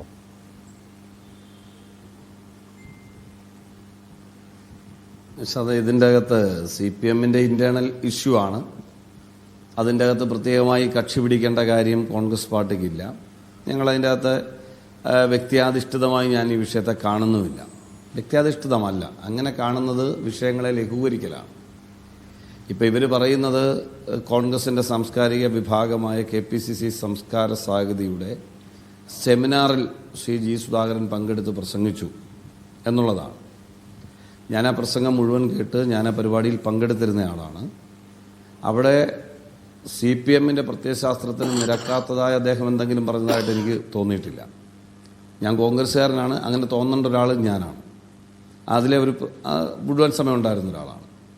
അപ്പോൾ അവിടെ അദ്ദേഹം അങ്ങനെ പറഞ്ഞതായിട്ട് എനിക്ക് തോന്നിയില്ല. അദ്ദേഹം ഇടതുപക്ഷ പ്രത്യയശാസ്ത്രത്തിൻ്റെ പ്രസക്തിയും ഇടതുപക്ഷം എക്കാലവും എടുത്തിട്ടുള്ള പൊസിഷനുകളും അത് കോൺഗ്രസുമായി ഇപ്പോൾ ദേശീയതലത്തിൽ ചേരാനിടയാക്കിയ സംഘപരിവാർ രാഷ്ട്രീയത്തിനെതിരായിട്ടുള്ള പോരാട്ടത്തിൻ്റെ നിലപാടുകളും അങ്ങനെ പറഞ്ഞു വന്ന കൂട്ടത്തിൽ ഇന്ത്യയെ ഒന്നായി കാണണമെന്നും ഇന്ത്യയിലെ ഓരോ സംസ്ഥാനങ്ങളും ഒന്നാമതാകാൻ ശ്രമിക്കുന്നത് നല്ലതാണ്, ഞങ്ങളാണ് ഒന്നാമത് എന്ന് പറയുന്ന അഭിനമിക്കേണ്ട കാര്യമില്ല. ഇന്ത്യ ഒരു രാജ്യമാണ്, ഒരു കോൺസ്റ്റിറ്റ്യൂഷൻ്റെ അടിസ്ഥാനത്തിൽ പ്രവർത്തിക്കുന്നതാണ്. ഈ നിലയിലാണ് അദ്ദേഹം പ്രസംഗിച്ചു പോയത്. അദ്ദേഹം പ്രസംഗിച്ചു പോയപ്പോൾ ചില കാര്യങ്ങളിൽ നമ്മൾ വിദ്യാഭ്യാസപരമായി നമ്മൾ മുന്നിട്ട് വന്നിട്ടുള്ളത്, അല്ലെങ്കിൽ നമ്മുടെ ഈ 57 ഗവൺമെൻറ് ഉണ്ടാകുന്നതിന് മുമ്പ് ഈ രാജ്യത്ത് ആശുപത്രി സംവിധാനങ്ങളെ സംബന്ധിച്ച് അതിൻ്റെ ഓരോ സാംസ്കാരിക തലത്തെ സംബന്ധിച്ചൊക്കെ അദ്ദേഹം പ്രസംഗിച്ച് വന്ന കൂട്ടത്തിൽ എല്ലാം ഒന്നാം നമ്പർ എന്ന് നമ്മൾ അഭിനമിക്കുന്നത് എല്ലാം പൂർത്തിയാകുമ്പോഴാണ്, എല്ലാം സമ്പൂർണ്ണമാകുമ്പോഴാണ്. അങ്ങനെ പറയുന്നത് ശരിയല്ല. ആ രാഷ്ട്രീയം ഇടതുപക്ഷ പ്രത്യയശാസ്ത്രത്തിന് ചേരുന്ന രാഷ്ട്രീയമല്ല, പോരായ്മകൾ പരിഹരിക്കാനുള്ള ശ്രമങ്ങളാണ് ഉണ്ടാകേണ്ടത് എന്ന് പറഞ്ഞുകൊണ്ട്, അങ്ങനെയാണെങ്കിൽ പറയേണ്ടി വരും സ്വർണ്ണപ്പാളി അടിച്ചുകൊണ്ടുപോയതിൽ ഒന്നാമത് ഈ സർക്കാർ എന്ന് പറയാൻ ക്രിയാത്മകമായ വിമർശനമാണ്. തിരുത്താൻ ആരെങ്കിലും വേണ്ട നിഷാദേ, ഏത് പാർട്ടിയുമാകട്ടെ എന്ന്. നമുക്ക് സ്ഥാനം പല ആളുകൾക്കും അവസരങ്ങൾ കിട്ടും, അധികാരം കിട്ടും. ഇവിടെ പറയുന്നത് കേട്ടു അദ്ദേഹത്തെ സംസ്ഥാന കമ്മിറ്റിയിൽ പ്രത്യേക ക്ഷണിതാവാക്കി ഇരുത്താത്തത് കൊണ്ടാണ്, അല്ലെങ്കിൽ ജില്ലാ സമ്മേളനത്തിൽ അല്ലെങ്കിൽ ജില്ലാ കമ്മിറ്റിയിൽ എന്ത് ബാലിശമാണ് ഈ പറയുന്നത്? സംസ്ഥാന കമ്മിറ്റിയിൽ സെക്രട്ടേറിയറ്റിൽ വെക്കാൻ തീരുമാനിച്ചിട്ട് തനിക്കത് വേണ്ടെന്ന് പറയുന്ന ഒരാളെ പ്രത്യേക ക്ഷണിതാവാക്കി വെക്കാത്തത് കൊണ്ടാണ് അദ്ദേഹം പ്രതികരിക്കുന്നത്. എനിക്ക് മനസ്സിലാകുന്നില്ല. എനിക്ക് 10-35 വർഷക്കാലമായി ജി സുധാകരനെ അറിയാം. അദ്ദേഹം CPM-ന്റെ ചുമതല വഹിച്ച് കുട്ടനാട്ടിൽ പ്രവർത്തിക്കുമ്പോഴും പലവട്ടം CPM ജില്ലാ സെക്രട്ടറി ആകുമ്പോഴും ജില്ലാ കൗൺസിലിൻ്റെ ആദ്യത്തെ പ്രസിഡന്റ് ആകുമ്പോഴും അതിനുശേഷം ഇങ്ങോട്ടുള്ള അദ്ദേഹം MLA ആയി മത്സരിച്ച് തോറ്റതും ജയിച്ചതും മന്ത്രിയായതും ഒക്കെ നമുക്കറിയാം. അദ്ദേഹം ഉയർത്തുന്ന വിഷയങ്ങൾ ഗൗരവതരമല്ലേ? അദ്ദേഹം ദേവസ്വം വകുപ്പ് മന്ത്രിയായിരുന്ന ആളാണ്. അദ്ദേഹം പറയാണ് അന്നത്തെ കാലത്ത് അവിടെ കൊള്ള നടന്നിട്ടില്ല, ഇപ്പോൾ കൊള്ള നടക്കുന്നു. അത് നോക്കേണ്ടതാരാ? അദ്ദേഹം വളർത്തിക്കൊണ്ടുവന്ന, അദ്ദേഹത്തിൻ്റെ ഭാഷയിൽ തന്നെ പറഞ്ഞാൽ ഇന്ന് ജീവിച്ചിരിക്കുന്ന കമ്മ്യൂണിസ്റ്റുകാരിൽ, അതായത് CPM-കാരിലല്ല, കമ്മ്യൂണിസ്റ്റുകാരിൽ, അതായത് പാർട്ടി ഒറ്റക്കെട്ടായി നിന്നിരുന്ന, അതായത് CPI-യും CPM-ഉമായി വിഭജിക്കുന്നതിന് മുമ്പ് ഈ പാർട്ടിയിലുള്ളത് ഈ ജില്ലയിൽ S. രാമേന്ദ്രൻപിള്ളയും ജി സുധാകരനുമേ ഉള്ളൂ അവശേഷിക്കുന്നത്. അപ്പം അങ്ങനെയുള്ള ആളുകൾ അവരുടെ കാലത്തെങ്കിലും ഈ പാർട്ടി നശിച്ചു പോകാതിരിക്കണം. ഇത് ഇന്ത്യയിൽ ഇല്ല. ഇപ്പോൾ അദ്ദേഹം തന്നെയാണ് പറഞ്ഞത്, ആകെ ഇന്ത്യയിലെ ജനങ്ങളിൽ വോട്ടർമാരിൽ 2% വോട്ട് മാത്രമുള്ളത്, അത് കേരളത്തിൽ മാത്രമാണ് ഈ പാർട്ടി ഉള്ളത്. ഇവിടെയെങ്കിലും നിലനിൽക്കണ്ടേ? ആ പ്രത്യയശാസ്ത്രത്തെ, മാർക്സിയൻ പ്രത്യയശാസ്ത്രത്തെ ഇഷ്ടപ്പെട്ടുകൊണ്ട് ആ പ്രസ്ഥാനം നിലനിൽക്കണമെന്ന് ആഗ്രഹിക്കുന്ന ഒരു പാർട്ടി മെമ്പർ ആ പാർട്ടി തെറ്റായ ദിശയിലേക്ക് പോകുമ്പോൾ, പാർട്ടി നേതാക്കൾ പോകുമ്പോൾ, അത് കേരളത്തിലാകെ പോകുന്നു, പ്രത്യേകിച്ച് ആലപ്പുഴയിൽ മാഫിയ സംഘത്തിൻ്റെ തടവറയിലാണെന്നേ. മാഫിയ സംഘത്തിന്റെ നിങ്ങൾ പറഞ്ഞ ഭരണഘടനയെ ആക്ഷേപിച്ചുകൊണ്ട് കുന്തവും കുടച്ചക്രവും പ്രയോഗം നടത്തി മന്ത്രിപ്പണി പോയ ആളാണ് ജി സുധാകരൻ, അല്ലെങ്കിൽ സജി ചെറിയാൻ. മനസ്സിലായില്ലേ? അപ്പൊ അതൊക്കെ പ്രസംഗത്തിലെ പിഴവായിട്ടോ അല്ലെങ്കിൽ ബോധപൂർവം പറഞ്ഞതല്ലെന്നോ ഒക്കെ പറഞ്ഞ് പൊതുസമൂഹത്തിന്റെ മുന്നിൽ വേണമെങ്കിൽ ഖേദിക്കാം. തിരിച്ച് വീണ്ടും മന്ത്രിസ്ഥാനത്ത് അവർ കൊണ്ടുവന്നല്ലോ. അതൊന്നും അല്ലെന്നേ പ്രശ്നം. അതിനപ്പുറമാണ്. ആലപ്പുഴയിലാണ് ഏറ്റവും വലിയ രാസലഹരി വ്യാപാരം നടക്കുന്നത്. ഗൗരവമായി നിങ്ങൾ പരിശോധിക്കണം. അതിന്റെ പിന്നാമ്പുറങ്ങൾ അന്വേഷിച്ച് ചെല്ലുമ്പോൾ CPM-ന്റെ ബന്ധം ബോധ്യപ്പെടും. അത് ബോധ്യമുള്ള ആളാണ് ജി സുധാകരൻ. മനസ്സിലായില്ലേ? കേരളത്തിലെ ഏറ്റവും വലിയ മയക്കുമരുന്ന് വ്യാപാരം നടക്കുന്ന ഒരിടമാണ് ആലപ്പുഴ. അതിൽ CPM-ന് പങ്കുണ്ട് എന്ന് അദ്ദേഹം പാർട്ടിക്കകത്ത് പലവട്ടം പറഞ്ഞിട്ടും നടപടി എടുക്കുന്നില്ലെങ്കിൽ അദ്ദേഹം തുറന്നടിക്കും. അദ്ദേഹം ആ പ്രസ്ഥാനത്തെ അത്രയധികം സ്നേഹിക്കുന്നുണ്ടെന്നേ. അദ്ദേഹം കോൺഗ്രസിന്റെ പരിപാടിയിൽ എന്ന് പറഞ്ഞ പാർട്ടി സമ്മേളനത്തിലല്ല വന്നത്. അദ്ദേഹം ഒരു സാംസ്കാരിക തലത്തിൽ സംഘടിപ്പിക്കുന്ന ഒരു സെമിനാറിലാണ്. ഞാൻ ചോദിക്കട്ടെ, CPM-ന്റെ സമ്മേളനത്തിൽ ശശി തരൂർ പോയില്ലേ? എന്തായിരുന്നു കോലാഹലം? ഞങ്ങളുടെ ഇതിൻ്റെ അകത്ത് വ്യത്യസ്തമായ അഭിപ്രായങ്ങൾ ഉണ്ടായപ്പോൾ എന്ത് വാഴ്ത്തുപാട്ടായിരുന്നു ശശി തരൂരിന് CPM-കാർ? അതിൻ്റെ മറിച്ചൊരു തലമായിട്ട് ഇതിനെ കാണണ്ടേ? ഇത് രാഷ്ട്രീയ പരിപാടിയല്ല. അദ്ദേഹം കോൺഗ്രസ് പാർട്ടിയുടെ ഒരു വേദിയിലും വന്നിട്ടില്ല. അദ്ദേഹം 2 സെമിനാറുകളിലാണ് ആകെ പങ്കെടുത്തിട്ടുള്ളത്. ഒന്ന് KPCC-യിലും ഒന്ന് ഇവിടെയും ആലപ്പുഴയിലും. ഇവർ ദുർവ്യാഖ്യാനം ചെയ്യുകയാണ്. ജി സുധാകരനെ CPM അണ്ടർ എസ്റ്റിമേറ്റ് ചെയ്യാണ്. കാരണം അദ്ദേഹം സത്യസന്ധനായതുകൊണ്ട് CPM-ൽ നടക്കുന്ന കൊള്ളകൾ അയാൾക്ക് നല്ല ബോധ്യമുള്ളതുകൊണ്ട്. ചെറിയ കാര്യമാണ്. കഴിഞ്ഞ 60 ആണ്ടുകൾ ആലപ്പുഴ ജില്ലയിൽ രാഷ്ട്രീയ പ്രവർത്തനം നടത്തി സ്വന്തം വീട്ടിൽ നിന്ന് സഹോദരൻ രക്തസാക്ഷിയായി. അദ്ദേഹം പറഞ്ഞല്ലോ, അദ്ദേഹത്തിൻ്റെ സഹോദരൻ്റെ മരണാനന്തര ചടങ്ങുകൾ നടത്താൻ സ്വന്തം വീട്ടിലെ ആഞ്ഞിലി മുറിച്ച് വിൽക്കേണ്ടി വന്നു എന്ന് പറഞ്ഞത് കേട്ടില്ലേ? ആ നൊമ്പരങ്ങൾ അനുഭവിച്ചിട്ടും നിങ്ങൾ മനസ്സിലാക്കണം, ഞാൻ പഠിച്ചതും ഞാൻ അറിഞ്ഞതുമായ കാര്യമാണ്. സ്വന്തം സഹോദരനെ കൊല ചെയ്തു എന്നറിയുമ്പോൾ എടുത്തുകൊണ്ടിരുന്ന പാർട്ടി ക്ലാസ്സിൽ ആ ക്ലാസ് പൂർത്തിയാക്കുന്നത് വരെ തുണ്ട് കിട്ടിയിട്ട് ആ ക്ലാസ് പൂർത്തിയാക്കാൻ പ്രതിബദ്ധത കാണിക്കും. ഇന്ന് ആര് കാണിക്കും? ഏത് പാർട്ടിയിൽ ആര് കാണിക്കും? പാർട്ടിയിൽ എടുക്കാൻ തന്നിൽ അർപ്പിച്ച ഉത്തരവാദിത്വം നിർവഹിക്കുന്നതിനിടയിൽ സ്വന്തം സഹോദരൻ കൊലയപ്പെട്ടു എന്നറിഞ്ഞപ്പോൾ പോലും ആ ദൗത്യം നിർവഹിച്ച് കഴിഞ്ഞതിന് ശേഷമാണ് പോകുന്നത്. അത്രയധികം പാർട്ടിയുടെ വികാരവും വിചാരവും സ്വയം ആർജിച്ച് അത് അന്നും ഇന്നും കാത്തു സൂക്ഷിക്കുന്ന ആൾ. അദ്ദേഹം ഇവിടെ പറയുന്നത് പോലെ BJP-യിലേക്ക് പോകും, കോൺഗ്രസിലേക്ക് പോകും. ഞാൻ കോൺഗ്രസ്സുകാരനാണ്. ഞാൻ അദ്ദേഹവുമായി നല്ല ബന്ധമുള്ള ആളാണ്. എൻ്റെ അനുഭവത്തിലും അറിവിലും ബോധ്യത്തിലും ഞാൻ ഇണങ്ങിയിട്ടുണ്ട്, അദ്ദേഹമായിട്ട് പിണങ്ങിയിട്ടുമുണ്ട്, പരസ്യമായി പിണങ്ങിയിട്ടുണ്ട്, പരസ്യമായി പൊതുവേദിയിൽ എതിർത്ത് പ്രസംഗിച്ചിട്ടുണ്ട്, ഒന്നിച്ച് സന്തോഷത്തോടു കൂടി പൊതുചടങ്ങുകൾ സംഘടിപ്പിച്ചിട്ടുണ്ട്. പാർട്ടി പരിപാടിയല്ല. അപ്പം അതിൽ നിന്ന് ഞാൻ മനസ്സിലാക്കിയെടുത്തോളം ബാക്കിയുള്ളവരൊക്കെ പോകുമായിരിക്കും. പക്ഷേ മുഖ്യമന്ത്രി കസേരയിരിക്കുന്ന പിണറായി വിജയൻ വേണേൽ പാർട്ടി വിട്ട് പോകുമായിരിക്കും, അല്ലെങ്കിൽ വിദേശ രാജ്യത്ത് പോയി സുഖവാസത്തിന് പോകുമായിരിക്കും. പക്ഷേ അതിനൊന്നും ജി സുധാകരനെ കിട്ടത്തില്ല. അദ്ദേഹത്തിൻ്റെ നിലപാടുകൾ, അതൊക്കെ ആലപ്പുഴക്കാർക്കും കേരളത്തിലെ പൊതുമണ്ഡലത്തിന് അറിയാന്നേ. ഇന്നൊരു പാർട്ടി മെമ്പർമാർക്ക് മുഴുവൻ വോട്ട് ചെയ്തുകൊണ്ട് ചീഫ് മിനിസ്റ്റർഷിപ്പിലിരിക്കുന്ന പിണറായി വിജയനും ജി സുധാകരനും തമ്മിൽ ഒരു ഡിബേറ്റ് നടക്കട്ടെ, ഒരു ഇന്റേണൽ സർവേ നടക്കട്ടെ. ഞാൻ പറയുന്നു പിണറായി വിജയൻ പരാജയപ്പെട്ടു പോകുന്നു. CPM സംസ്ഥാന സെക്രട്ടറി പദവിയിലേക്ക് വെച്ചിട്ട് നിങ്ങളൊരു രഹസ്യ സർവേ രഹസ്യ വോട്ടെടുപ്പ് നടത്തുക. ഉറപ്പായി ഞാൻ പറയുന്നു, CPM സംസ്ഥാന കമ്മിറ്റിയുടെ സെക്രട്ടറിയോ കേരളത്തിന്റെ മുഖ്യമന്ത്രിയോ ജി സുധാകരനുമായി ഒരു പൊതു സർവേക്ക് വിധേയമായാൽ CPM-ൽ മാത്രം, പബ്ലിക്കിനെ വിട്ടേര് CPM-ന്റെ അകത്ത് ഇന്റേണൽ സർവേ നടത്തിയാൽ ഇവരുടെ സ്ഥാനം പാർട്ടിക്ക് പുറത്തായിരിക്കും. സുധാകരനായിരിക്കും ഇവിടെ എല്ലാം ഇരിക്കുന്നത്. അത് കൃത്യമായിട്ട് അറിയാന്നേ. പ്രായപരിധി വെച്ചിട്ടൊന്നും അല്ല ജി സുധാകരനെ മാറ്റിയത്. അങ്ങനെ നിങ്ങൾ തെറ്റിദ്ധരിക്കണ്ട. അത് ജി സുധാകരൻ പറഞ്ഞല്ലോ, എൻ്റെ പ്രായപരിധിയുടെ പേരിൽ എന്നെ മാറ്റുമ്പോൾ എനിക്ക് പ്രായപരിധി ഞാൻ പിന്നിട്ടിട്ടില്ല എന്ന് അദ്ദേഹം പറയുന്നുണ്ട്. മാറ്റിയതിനൊക്കെ കാരണമുണ്ട്. അത് വരുംകാല രാഷ്ട്രീയം കേരളത്തിൽ തെളിയിക്കാൻ പോകുന്ന കാര്യമാണ്. വരുന്ന കാലത്ത് സത്യസന്ധമായി രാഷ്ട്രീയ പ്രവർത്തനം നടത്തുന്ന മന്ത്രി പദവിയിൽ ഇരുന്നിട്ട് വളരെ ഈ അടുത്ത കാലത്ത് അദ്ദേഹം നടത്തിയ മറ്റൊരു വിമർശനമുണ്ട്. അദ്ദേഹം PWD മിനിസ്റ്റർ ആയിരുന്നല്ലോ. അദ്ദേഹം ചോദിച്ചു, ചങ്ങനാശ്ശേരി ആലപ്പുഴ റോഡ് അതിൻ്റെ ഇപ്പോഴത്തെ പ്രവർത്തനങ്ങളെക്കുറിച്ച് ഞങ്ങൾക്ക് ആക്ഷേപമുണ്ട്. അന്ന് ടെൻഡർ ചെയ്തതിനേക്കാൾ കോടാനുകോടി രൂപ വർദ്ധിപ്പിച്ചു കൊടുത്തതിനെക്കുറിച്ച് ഞങ്ങൾക്ക് ആക്ഷേപമുണ്ട്. 634 കോടി രൂപയ്ക്ക് തുടങ്ങിയത് ഇപ്പം 2000 കോടിയും പിന്നിട്ട് പോകുന്നതിനെക്കുറിച്ച് ഞങ്ങൾക്ക് ആക്ഷേപമുണ്ട് ഊരാലുങ്കലുമായി ബന്ധപ്പെട്ട്. പക്ഷെ അദ്ദേഹത്തിൻ്റെ കാലത്ത് നടന്ന നിർമ്മാണ പ്രവർത്തനങ്ങളിൽ ആ റോഡ് ക്ലിയറാണ്. ആലപ്പുഴ പട്ടണത്തിൽ യാത്ര ചെയ്യുന്നവർക്കറിയാം, അദ്ദേഹം മന്ത്രിയായിരുന്ന കാലത്ത് ചെയ്തിട്ടുള്ള മുഴുവൻ ഇടറോഡുകളും ക്ലിയറാന്നേ. ഇന്ന് തർക്കമൊന്നുമില്ല. ഞാൻ രാഷ്ട്രീയ എതിരാളിയാണല്ലോ, അദ്ദേഹത്തെ വിമർശിച്ച് പ്രസംഗിച്ചിട്ടുള്ള ആളാണല്ലോ. നാളെയും വിമർശിച്ച് പ്രസംഗിക്കും, ഡിബേറ്റിലും പറയും. പക്ഷെ ചെയ്ത കാര്യങ്ങൾ പറയണ്ടേ? അപ്പം ആലപ്പുഴ പട്ടണത്തിൽ നിങ്ങൾ വന്നൊന്ന് യാത്ര ചെയ്ത് നോക്ക്, അവിടുത്തെ റോഡുകൾ. വേണ്ട, അമ്പലപ്പുഴ തിരുവല്ല റോഡ് നോക്ക്. അദ്ദേഹത്തിന്റെ കാലത്ത് അദ്ദേഹം ചെയ്തിട്ടാണ് പറയുന്നത്. ഇപ്പോൾ നടക്കുന്ന ദേശീയപാത മുക്കിന് ഇടിഞ്ഞു വീഴുന്നു, പണിയുന്ന പാലങ്ങൾ താഴെ വീഴുന്നു. ഇപ്പോഴാരാ പൊതുമരാമത്ത് വകുപ്പ് എന്താ ഈയുടെ പണി എന്ന് ജി സുധാകരൻ ചോദിച്ചാൽ അത് കേരളത്തിലെ പൊതു സമൂഹത്തിന് വേണ്ടിയാണ് അദ്ദേഹം ചോദിക്കുന്നത്.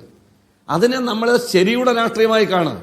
അത് ഉൾക്കൊള്ളാനുള്ള ക്ഷമയും സഹിഷ്ണുതയും CPM-ന് ഇന്നില്ലാതെ പോയി. കാരണം നേരത്തെ എനിക്ക് മുമ്പ് സംസാരിച്ച ആൾ ആരാണെന്ന് എനിക്ക് നേരിട്ട് കാണാൻ കഴിയാത്തതുകൊണ്ട് ഞാൻ മനസ്സിലാക്കിയില്ല. രണ്ടാമത് സംസാരിച്ച വ്യക്തി ഇതിൽ പറഞ്ഞതുപോലെ 2 രാഷ്ട്രീയമാണ്. ജി സുധാകരൻ ഇപ്പോഴും നിൽക്കുന്നത് കമ്മ്യൂണിസ്റ്റ് പ്രത്യയശാസ്ത്രത്തിൽ, മാർക്സിസ്റ്റ് പ്രത്യയശാസ്ത്രത്തിൽ അധിഷ്ഠിതമായ നന്മയുടെ, ജി സുധാകരൻ മുന്നോട്ട് വെക്കുന്ന ശരിയുടെ രാഷ്ട്രീയം ഫെയർ ലെഫ്റ്റ് പൊളിറ്റിക്സിനോട് യോജിക്കാൻ കഴിയാത്ത ഒരു മാഫിയ സംഘം അദ്ദേഹത്തെ ഡിഫ്യൂസ് ചെയ്യാൻ ശ്രമിക്കുന്ന പോയിന്റാണ് ആവർത്തിച്ച് ഈ പാനലിൽ ഉന്നയിക്കപ്പെട്ട ഒരു കാര്യം. ശരി, ശ്രീ ബി ജയരാജ്, അങ്ങനെ ഒരു പ്രശ്നം അതിനകത്തുണ്ടോ? അതായത് ആലപ്പുഴയിലെ CPIM-ന്റെ ഇടതുപക്ഷ രാഷ്ട്രീയത്തിന്റെ, കമ്മ്യൂണിസ്റ്റ് രാഷ്ട്രീയത്തിന്റെ ചരിത്ര വഴി നമുക്കറിയാം. അവിടെ നിന്നിട്ടുള്ള മഹാരഥന്മാരായ നേതാക്കൾ ആരാണെന്നറിയാം. ആ പാർട്ടിയുടെ തായ്വേര് ഇറങ്ങി നിൽക്കുന്ന മണ്ണാണ് അവിടെ. അപ്പോൾ ആ നിലയ്ക്കുള്ള ഒരു പ്യുവർ ലെഫ്റ്റ് പൊളിറ്റിക്സിന്റെ പശ്ചാത്തലം അതിനുണ്ടാവേണ്ടതുണ്ട്. പക്ഷെ അതിനെ ആകെ മാറ്റിമറിക്കുന്ന പുതിയൊരു കൾച്ചർ, ഒരു രാഷ്ട്രീയ പ്രവർത്തന സംസ്കാരം കൊണ്ടുവരുന്നു ഈ നേരത്തെ പറഞ്ഞ സജി ചെറിയാന്റെ ഒക്കെ നേതൃത്വത്തിൽ. അതിന് വേറെ തന്നെ മുഖമാണ്.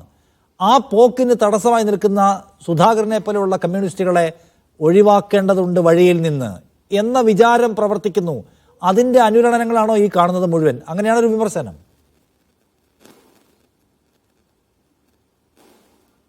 അങ്ങനെ നമ്മൾ അങ്ങനെ അതിനെ കാണേണ്ടതില്ല. അതിനെക്കുറിച്ച് ഞാൻ വ്യക്തമായിട്ട് വിശദമാക്കാം. അതിനുമുമ്പ് എനിക്ക് അനിൽ ബോസ് പറഞ്ഞ 2-3 കാര്യങ്ങളിൽ ഒരു ക്ലാരിറ്റി വരുത്താനുണ്ട്. ഒന്ന്, ആലപ്പുഴ ജില്ലയാണ് രാസലഹരി, അദ്ദേഹം ആലപ്പുഴ ജില്ലയിൽ നിന്ന് വരുന്ന ഒരാളാണല്ലോ. രാസലഹരിയുടെ ഹെഡ്ക്വാർട്ടേഴ്സ് ഏറ്റവും കൂടുതൽ വ്യാപനം നടക്കുന്നത് ഏത് കണക്കിന്റെ അടിസ്ഥാനത്തിൽ അദ്ദേഹം പറഞ്ഞതെന്നൊന്ന് വ്യക്തമാക്കിയേ കൊള്ളാം. ഒന്ന്. രണ്ടാമത്തെ കാര്യം, പിന്നെ ദേശീയപാതയിൽ ഇടിഞ്ഞു വീഴുന്നത് ദേശീയപാത അതോറിറ്റി ചെയ്യുന്ന റോഡുകളാണ്.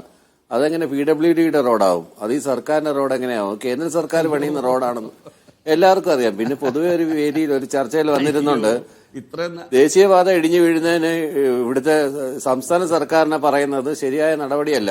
അതുപോലെ തന്നെ ഈ ജി സുധാകരനോടുള്ള സ്നേഹം വഴിഞ്ഞൊഴുകുകയാണ് ശ്രീ അനിൽ ബോസിന്. അതുകൊണ്ടാണ് അദ്ദേഹം ആ സ്നേഹമൊക്കെ വളരെ നല്ലതാണ്. ഞങ്ങളുടെ പാർട്ടിക്കാരായിട്ടുള്ള ഒരാളിനെ ഇഷ്ടപ്പെടുന്നതിനോട് ഞാൻ പൂർണ്ണമായി അതിനെ സ്വാഗതം ചെയ്യുന്നു. അതിനെ ഭയങ്കരമായിട്ട് ഇഷ്ടപ്പെടുന്നു. പ്രതിപക്ഷ ബഹുമാനമൊക്കെ എനിക്ക് ഭയങ്കര ഇഷ്ടമാണ്. അതിനിടയ്ക്ക് വെച്ചിട്ട് ഈ മുള്ളും മുനയും വെച്ചിട്ടുള്ള സംസാരം ഉണ്ടല്ലോ. ഇതിനകത്ത് ഇന്റേണൽ പൊളിറ്റിക്സിന് ഇന്റേണൽ വോട്ടെടുപ്പ് നടത്തുന്നതും അല്ലെങ്കിൽ ഫേസ്ബുക്കിനകത്ത് ലൈക്ക് ഷെയർ നോക്കി നേതാക്കന്മാരെ തെരഞ്ഞെടുക്കുന്ന രാഹുൽ ഗാന്ധിയുടെ രീതിയൊന്നും CPM-നകത്തില്ല. രാഹുൽ പൊളിറ്റിക്സ് അനുസരിച്ചാണല്ലോ അങ്ങനെ ചെയ്യുന്നത്. അതല്ലെങ്കിൽ യൂത്ത് കോൺഗ്രസിലേക്ക് ഒരു തെരഞ്ഞെടുപ്പ് നടത്തിയിട്ട് 2ാം സ്ഥാനത്ത് വരുന്ന ആളെ 1ാം സ്ഥാനത്തുകാരൻ ഒഴിവാക്കുമ്പോൾ 2ാം സ്ഥാനത്തുകാരനെ ഒഴിവാക്കിയിട്ട് ജാതിമത പരിഗണനയുടെ അടിസ്ഥാനത്തിൽ ഒഴിവാക്കിയിട്ട് പുതിയ ഒരാളെ പ്രതിഷ്ഠിക്കുന്ന മാന്ത്രിക വിദ്യയെന്ന് എന്തായാലും CPM-കാർക്ക് അറിയില്ല. അതവിടെ നിൽക്കട്ടെ. നമ്മൾ ജി സുധാകരന്റെ വിഷയമാണല്ലോ സംസാരിച്ചുകൊണ്ടിരിക്കുന്നത്. ഇത്രയെങ്കിലും ഞാൻ അതിന് മറുപടി പറഞ്ഞില്ലെങ്കിൽ ശരിയല്ലാത്തതുകൊണ്ടാണ് ഞാൻ അതിന് മറുപടി പറഞ്ഞത്. ജി സുധാകരനെ സംബന്ധിച്ചിടത്തോളം ഞാൻ നേരത്തെ പറഞ്ഞത് കണക്കുപോലെ തന്നെ ജി സുധാകരൻ ആകെപ്പാട് ചെയ്ത ഒരു തെറ്റ് എന്താണ്? ഓക്കെ, ഇതിനകത്ത് ജി സുധാകരന് പറ്റിയ കുഴപ്പമെന്ന് വെച്ചാൽ ജി സുധാകരൻ ഇത് പബ്ലിക്കായിട്ട് അഭിപ്രായം പറഞ്ഞു എന്നുള്ളതാണ്. ജി സുധാകരൻ എന്തുകൊണ്ടാണ് പബ്ലിക്കായിട്ട് അഭിപ്രായം പറഞ്ഞതെന്ന് പറഞ്ഞു കഴിഞ്ഞാൽ അദ്ദേഹം ബ്രാഞ്ച് കമ്മിറ്റിയിൽ അഭിപ്രായം പറഞ്ഞു കഴിഞ്ഞാൽ അത് ജൽപ്പനങ്ങളായി അവശേഷിക്കുമെന്നും അത് എത്തേണ്ട സ്ഥലത്ത് എത്തേണ്ട എന്നുള്ളതുകൊണ്ടാണ്. അതുകൊണ്ടാണ് ഞാൻ പറഞ്ഞത് അദ്ദേഹത്തിന് സംസ്ഥാന കമ്മിറ്റിയിൽ ക്ഷണിതാവായിട്ട് വെക്കണമെന്ന്. അത് അദ്ദേഹം അത് നിരസിച്ചോ ഇല്ലയെന്നുള്ള ഒരു വിഷയമല്ല. അല്ലെങ്കിൽ അദ്ദേഹത്തിന്റെ അടുത്ത് മുതിർന്ന നേതാക്കന്മാർ പോയി അദ്ദേഹത്തിന്റെ ഇന്ന് ഫീഡ്ബാക്ക് സ്വീകരിക്കണമെന്ന് ആവശ്യമുണ്ട്. എന്താണ് അദ്ദേഹത്തിനുള്ള ഗ്രീവൻസസ്, ആ ഗ്രീവൻസസ് എയർ ചെയ്യുന്നുണ്ട്, അതിന് പ്രോപ്പറായിട്ട് വെന്റിലേറ്റ് ചെയ്യാനുള്ള ഒരു അവസരം ഉണ്ടാക്കി കൊടുക്കുക. ഇതൊക്കെയാണ് നമ്മൾ മുതിർന്ന നേതാക്കന്മാരോട് എപ്പോഴും ചെയ്യുന്നത്. ശ്രീ MA ബേബി അദ്ദേഹത്തിനെ സന്ദർശിക്കുകയും അദ്ദേഹത്തിനെ കാണുകയും ചെയ്തതൊക്കെ ഈ ഒരു വിഷയവുമായിട്ട് ബന്ധപ്പെട്ട് തന്നെയാണ്. ഒരു മുതിർന്ന നേതാവിനെ പുതിയ ചാർജിൽ ഒരാൾ എടുക്കുന്നുണ്ടെങ്കിൽ തീർച്ചയായിട്ടും പോയി കാണും. അദ്ദേഹത്തിന്റെ അഭിപ്രായങ്ങളൊക്കെ നേരിട്ട് കാണുന്ന കാര്യം. അവരൊക്കെ ഉണ്ടാക്കിയ ഒരു പാർട്ടി, കെട്ടിപ്പടുത്ത ഒരു പാർട്ടിയിലൂടെയാണല്ലോ ഇവരെല്ലാം ഇതുപോലുള്ള നേതാക്കന്മാരെല്ലാം വളർന്നു വരികയൊക്കെ ചെയ്തത്. അത്തരത്തിലുള്ള ഒരു രീതിയിലുള്ള കാഴ്ചപ്പാടാണ്. പിന്നെ ഈ പറഞ്ഞ കണക്കുപോലെ വ്യതിയാനം എന്ന് പറയുന്നത്, മാറ്റം എന്ന് പറയുന്ന സാധനം മാത്രമാണ് മാറാത്തത്. ഓരോ കാലഘട്ടത്തിനനുസരിച്ച് ഓരോ തരത്തിലുള്ള ലീഡർഷിപ്പ് ഉണ്ടായി വരും. ഇതിനകത്ത് അഭിപ്രായം എന്ന് പറയുന്നത് വരട്ട് തത്വബോധമൊന്നുമല്ല. അത് സാഹചര്യങ്ങളനുസരിച്ച് മാറ്റപ്പെടേണ്ടത് തന്നെയാണെന്ന് മാസ് തന്നെ പറഞ്ഞിട്ടുണ്ട്. മാറ്റം മാത്രമാണ് മാറ്റമല്ലാത്ത ഉള്ളതെന്ന് മാർക്സ് അടിവരയിട്ട് തന്നെ പറയുന്നുണ്ട്. അതുകൊണ്ട് മാറാതെ വരട്ട് തത്വബോധത്തിൽ മാത്രം ഉറച്ചു നിൽക്കണം എന്നൊക്കെ പറയുന്നത് ഒരു ഉട്ടോപ്യൻ ഫാന്റസിയാണ്, നടക്കുന്ന കാര്യവുമല്ല. അതാണ് ആ വിഷയത്തിൽ അധികമായിട്ട് പറയാനുള്ളത്. അതുപോലെ ഇങ്ങനെ ആയിരിക്കണം അങ്ങനെ ആയിരിക്കണം എന്ന് പറഞ്ഞ് വിവക്ഷകളൊന്നുമില്ല. ഒരു സമൂഹത്തിന് അർഹതപ്പെട്ട ഒരു ലീഡർഷിപ്പ് ഉണ്ടാവും. ആ ലീഡർഷിപ്പ് ഇവോൾവ് ആയി വരും. അത് മാർക്സിസ്റ്റ് കമ്മ്യൂണിസ്റ്റ് പാർട്ടി ആയിക്കോട്ടെ, അതല്ലെങ്കിൽ കോൺഗ്രസ് ആയിക്കോട്ടെ, അതിനനുസരിച്ചിട്ടുള്ള നേതാക്കന്മാരെയാണ് അത് വളർത്തിക്കൊണ്ടുവരുന്നത്. അതിനകത്ത് ഇപ്പം കോൺഗ്രസിനകത്ത് തെരഞ്ഞെടുപ്പ് നടന്നപ്പോൾ മഹാത്മാഗാന്ധി സുഭാഷ് ചന്ദ്രബോസും തമ്മിൽ തെരഞ്ഞെടുപ്പ് നടന്നപ്പോൾ മഹാത്മാഗാന്ധിയെ പിന്തള്ളിക്കൊണ്ട് സുഭാഷ് ചന്ദ്രബോസ് 1ാം സ്ഥാനത്തായെന്ന് പറഞ്ഞാൽ മഹാത്മാഗാന്ധിയുടെ മഹത്വം ഒന്നും കുറഞ്ഞു പോകുന്നില്ല. അത് രണ്ട് ലൈനുകളുടെ തമ്മിലുള്ള വ്യത്യാസമാണ്. അങ്ങനെ അല്ലല്ലോ. ഇതൊരു ടഗ് ഓഫ് വാർ ഒന്നും അല്ല. ഓരോ നേതാക്കന്മാരുടെ ഇമ്പോർട്ടൻസ്, ഓരോ നേതാക്കളും അവരവരുടെ ഒരു എണ്ണയിട്ട യന്ത്രം പോലെ പ്രവർത്തിക്കുന്ന ഒരു പാർട്ടിയിൽ ഓരോ നേതാക്കന്മാർക്കും അവരവരുടേതായ റോളുണ്ട്. അതനുസരിച്ച് ഒരുമിച്ച് പ്രവർത്തിക്കുക എന്നുള്ളതാണ്. അല്ലാതെ ആരാണ് വലുത് ആരാണ് ചെറുത് എന്നുള്ളൊരു അങ്ങനെ ഒരു കാഴ്ചപ്പാടിലല്ല കാണുന്നത്. ജി സുധാകരന്റെ കോൺട്രിബ്യൂഷൻസ് ചെയ്ത ഒരാളാണ്. ആ കഴിവുകളെല്ലാം അംഗീകരിക്കുകയും ചെയ്യുന്നുണ്ട്. അദ്ദേഹം എന്തെങ്കിലും തെറ്റുകൾ ചൂണ്ടിക്കാണിക്കുകയാണെങ്കിൽ ആ തെറ്റുകൾ ചൂണ്ടിക്കാണിക്കുന്നത് തിരുത്താൻ അംഗീകരിക്കുന്ന ഒരു പാർട്ടിയും കൂടെയാണ് CPM, വിശിഷ്യ CPIM. പക്ഷെ അതല്ലാതെ അദ്ദേഹം പറയേണ്ടുന്ന വേദികളിലാണ് ഇത് പറയേണ്ടുന്നത്. അത് അത്തരം വേദികൾ അദ്ദേഹത്തിന് ഇല്ല എന്നുള്ളതാണ് വാസ്തവം. ചിലപ്പോൾ ഒരുപക്ഷെ പബ്ലിക് സ്പീക്കിംഗിൽ ഇമോഷണലി, ഞാൻ ആദ്യം പറഞ്ഞതുപോലെ ഇമോഷണലി ക്യാരിഡ് ഓവർ ആയിട്ടുള്ള ഒരു നേതാവ് ചിലപ്പോൾ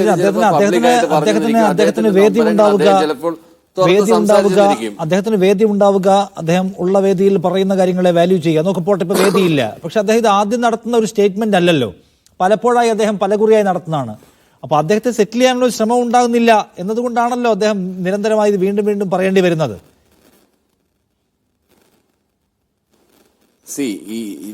ഇത്തരത്തിലുള്ള ഈ മുതിർന്ന നേതാക്കന്മാർ പലരും ഇത്തരത്തിലുള്ള തിരുത്തുകൾ വരുത്താറുണ്ട്. പരസ്യമായി ചിലപ്പോൾ ശാസിക്കാറുണ്ട്. ഇതിനെല്ലാം നമ്മൾ അംഗീകരിക്കുന്നു. ഇത്തരം ശാസനങ്ങളിലുള്ള ഇതിന്റെ നന്മയെ നമ്മൾ തിരിച്ചറിയുകയും ഉള്ളത് തിരുത്താൻ പറ്റുന്നതാണെങ്കിൽ തിരുത്തുകയാണ് മുന്നോട്ട് പോകുന്നത് എല്ലാ കാലത്തും. അല്ലെ അദ്ദേഹത്തിന് ശത്രുവശത്താക്കിക്കൊണ്ട് അദ്ദേഹം പറയുന്നതിനെ എടുത്തു കളഞ്ഞുകൊണ്ട് അദ്ദേഹത്തിനെ തൃണവൽഗണിച്ചുകൊണ്ട് അദ്ദേഹത്തിന്റെ അഭിപ്രായങ്ങളെ മാനിക്കാതെ മുന്നോട്ട് പോകുന്ന ഒരു പാർട്ടിയൊന്നുമല്ല CPM. അഥവാ അങ്ങനെ ആരെങ്കിലും ധരിച്ചിട്ടുണ്ടെങ്കിൽ അവര് അബദ്ധമാണ് വിചാരിക്കുന്നത്. അങ്ങനെ ഒരു മുതിർന്ന നേതാവിന് കാമ്പുള്ള ചില അഭിപ്രായങ്ങൾ പറയുമ്പോൾ ആ അഭിപ്രായങ്ങൾ പിന്നെ ഈ നമ്പർ 1 എന്ന് പറയുന്നത് നമ്മളാരും അല്ല. നമ്പർ 1 എന്ന് പറയുന്നത് ചില കേന്ദ്ര ഏജൻസികൾ നടത്തിയ പഠനത്തിന്റെ ഭാഗമായിട്ട് ഇവിടുത്തെ ജീവിത നിലവാരം നമ്പർ 1 ആണ്. ചൈൽഡ് മോർട്ടാലിറ്റി റേറ്റിൽ നമ്പർ 1 ആണ്.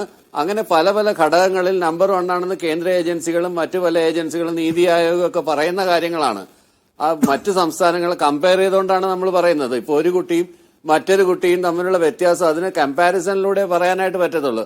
അല്ലാതെ കേരളം ഇന്ത്യയുടെ ഭാഗമാണ്, അതുകൊണ്ട് മൊത്തം ഇന്ത്യ റെഡിയാണെന്നൊക്കെ പറയുന്നത് അതിന്റെ അർത്ഥം എനിക്ക് മനസ്സിലാവുന്നില്ല. കാരണം ഓരോ സംസ്ഥാനങ്ങളെ തമ്മിൽ കമ്പയർ ചെയ്തിട്ടാണല്ലോ നമ്മൾ പറയുന്നത്. ഇപ്പൊ കേരളവും തമിഴ്നാട് തമ്മിൽ, കേരളവും കർണാടകയും തമ്മിൽ, അല്ലെ കേരളം എന്തെങ്കിലും ഉത്തരേന്ത്യൻ സംസ്ഥാനങ്ങൾ തമ്മിൽ അങ്ങനെയാണ് ഈ പ്ലാനിംഗ് ബോർഡിന്റെ ഈ പറയുന്ന കണക്കുപോലെ ഫണ്ടുകൾ വരെ അനുവദിക്കുന്നത് അവരുടെ ഡെവലപ്മെന്റ് ഇൻഡെക്സ് വെച്ചിട്ടാണ്. അതുകൊണ്ടാണ് കേരളത്തിന് പലപ്പോഴും ഫണ്ടുകൾ കുറഞ്ഞു പോകുന്നത്. നമ്മൾ ഡെവലപ്ഡ് ആയത് നമ്മുടെ കുറ്റമാണോ എന്നൊക്കെ ചോദിക്കുന്നതിന്റെ കാരണം അതുകൊണ്ടാണ്. അല്ലാതെ ഇവിടെ ആരും കൊട്ടിഘോഷിക്കുന്നില്ല നമ്മൾ നമ്പർ 1 ആണെന്ന്. അത് ദേശീയ ഇൻഡെക്സ് അനുസരിച്ചിട്ടുള്ള അഭിപ്രായമാണ് എന്ന് പറഞ്ഞ് കേരളം എല്ലാ കാര്യത്തിലും ഈ പറഞ്ഞ കണക്കുപോലെ തേനും പാലും ഒഴുക്കുന്ന ഒരു സംസ്ഥാനമാണ് എന്നൊന്നും പൂർണ്ണമായിട്ട് അങ്ങനെ ഒരു ഉട്ടോപ്പിയ എങ്ങും ഇല്ല. അത് ലോകത്തിന്റെ ഏറ്റവും വികസനമുള്ള രാജ്യങ്ങളിൽ പോലും ഇല്ല. അവിടെയും ചെന്ന് കഴിഞ്ഞാൽ നമുക്ക് ഹോംലെസ്സിനെ കാണാൻ പറ്റും. അവിടെ നോക്കിക്കഴിഞ്ഞാൽ സോഷ്യൽ സെക്യൂരിറ്റി കൊടുക്കുന്ന ആളുകളൊക്കെ നമുക്ക് കാണാൻ പറ്റും.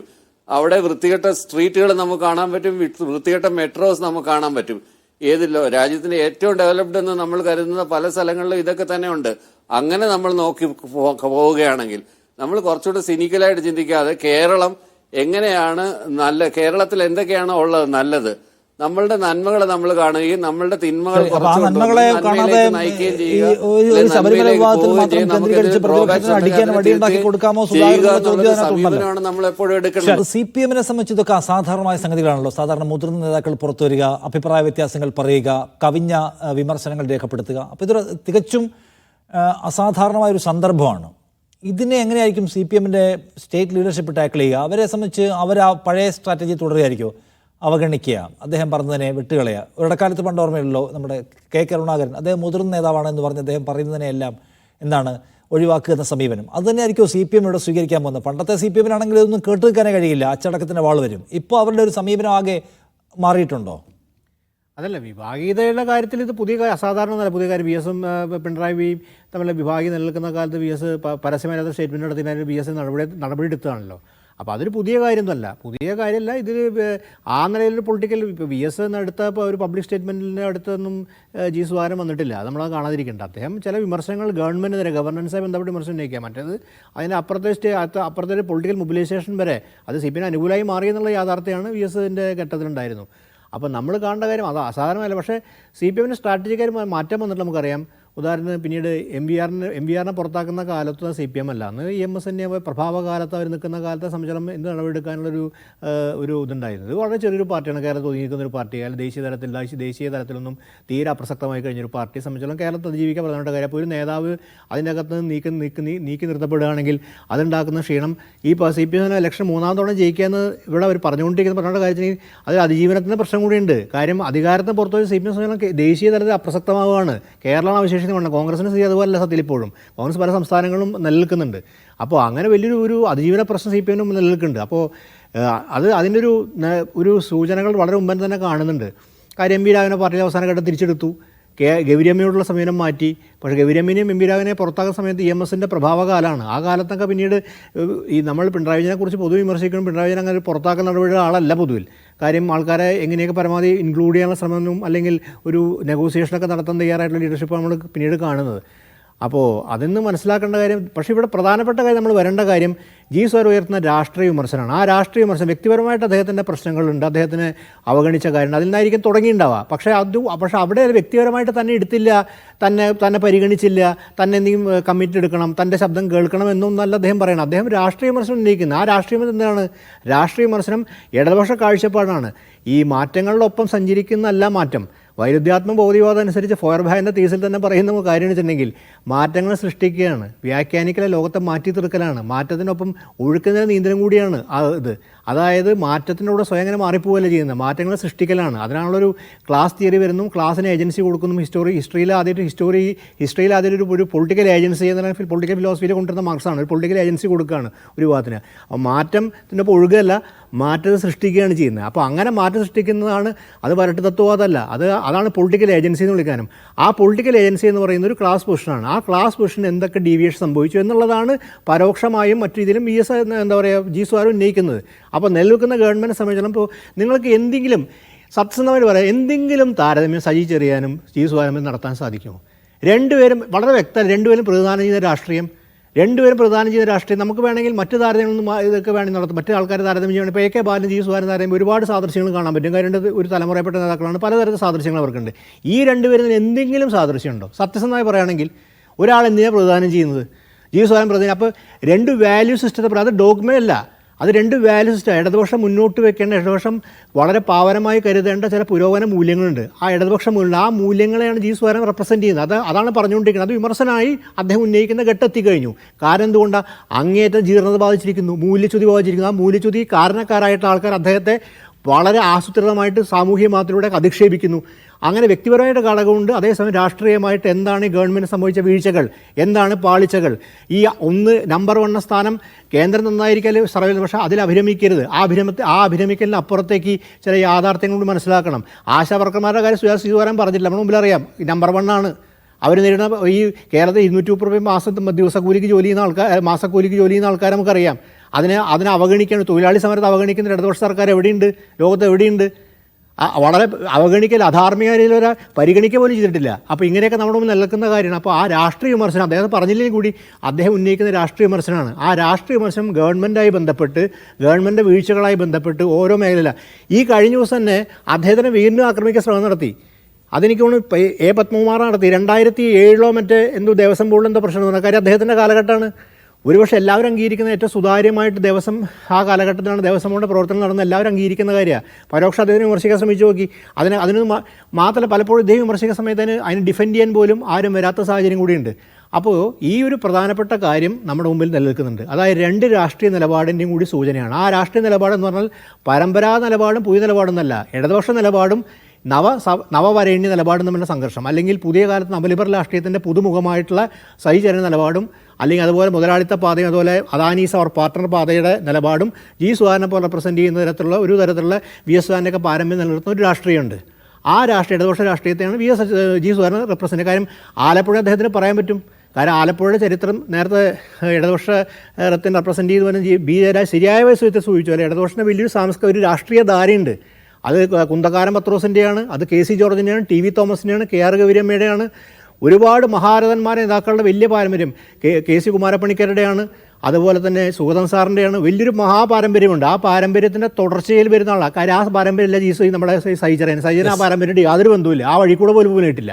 അപ്പോൾ ആ പാരമ്പര്യവും ഈ മഹത്തായ പാരമ്പര്യം തമ്മിലുള്ള വലിയൊരു സ്വാഭാവികമായ ഒരു ഏറ്റുമുട്ടൽ, അനിവാര്യമായ ഏറ്റുമുട്ടൽ കാണുന്നതാണ്. അല്ല അനിൽ ബോസ്, നിങ്ങൾ ഇതിനങ്ങനെ ഒരു പരിധി കവിഞ്ഞ വികാസം സംഭവിക്കും എന്ന് തോന്നുന്നുണ്ടോ? അതോ ഇവിടെ ഇങ്ങനെയൊക്കെ തന്നെ അങ്ങ് ഒരു പ്രത്യേക മോഡിലങ്ങ് പോകുന്നതാണോ?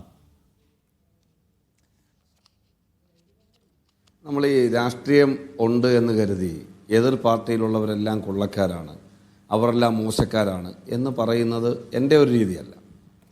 നമ്മൾ നിഷാദിനറിയാമല്ലോ, ഇപ്പോൾ ഒ രാജഗോപാൽ BJP ആണ്, സംഘപരിവാർ രാഷ്ട്രീയത്തിന് നമ്മളെല്ലാം അതിശക്തമായ എതിരാണ്. പക്ഷേ ഒ രാജഗോപാലിന് ഒരു പ്രിവിലേജ് കേരളത്തിലെ പൊതുമനസ്സിലുണ്ട്, ഇല്ലയെന്ന് നമുക്ക് പറയാൻ പറ്റുമോ? അത് അദ്ദേഹത്തിൻ്റെ ഇടപെടലുകൾ കൊണ്ട് ആർജിച്ചെടുക്കുന്നതാണ്. അത് ആ പാർട്ടിക്കുള്ള പിൻബലമല്ല, അദ്ദേഹത്തിൻ്റെ ഇടപെടലുകളിൽ ഉണ്ടാക്കിയെടുത്ത ഒരു കരുത്താണ്. ഇവിടെ ജി സുധാകരന് സ്പേസ് ഉണ്ട് കേരളത്തിൻ്റെ പൊതുമണ്ഡലത്തിൽ. അദ്ദേഹം ഒരിക്കലും കമ്മ്യൂണിസ്റ്റ് മാർക്സിസ്റ്റ് പാർട്ടിയുടെ ഒറ്റുകാരൻ്റെ രൂപമൊന്നുള്ള ആളായിട്ട് ഞാൻ കാണുന്നില്ല. അദ്ദേഹം ശരി പറയുന്ന അംഗീകരിക്കണ്ടേ, അദ്ദേഹം പറയുന്നതിൽ കാമ്പുണ്ടോ കഴമ്പുണ്ടോ എന്ന് പരിശോധിക്കണ്ടേ.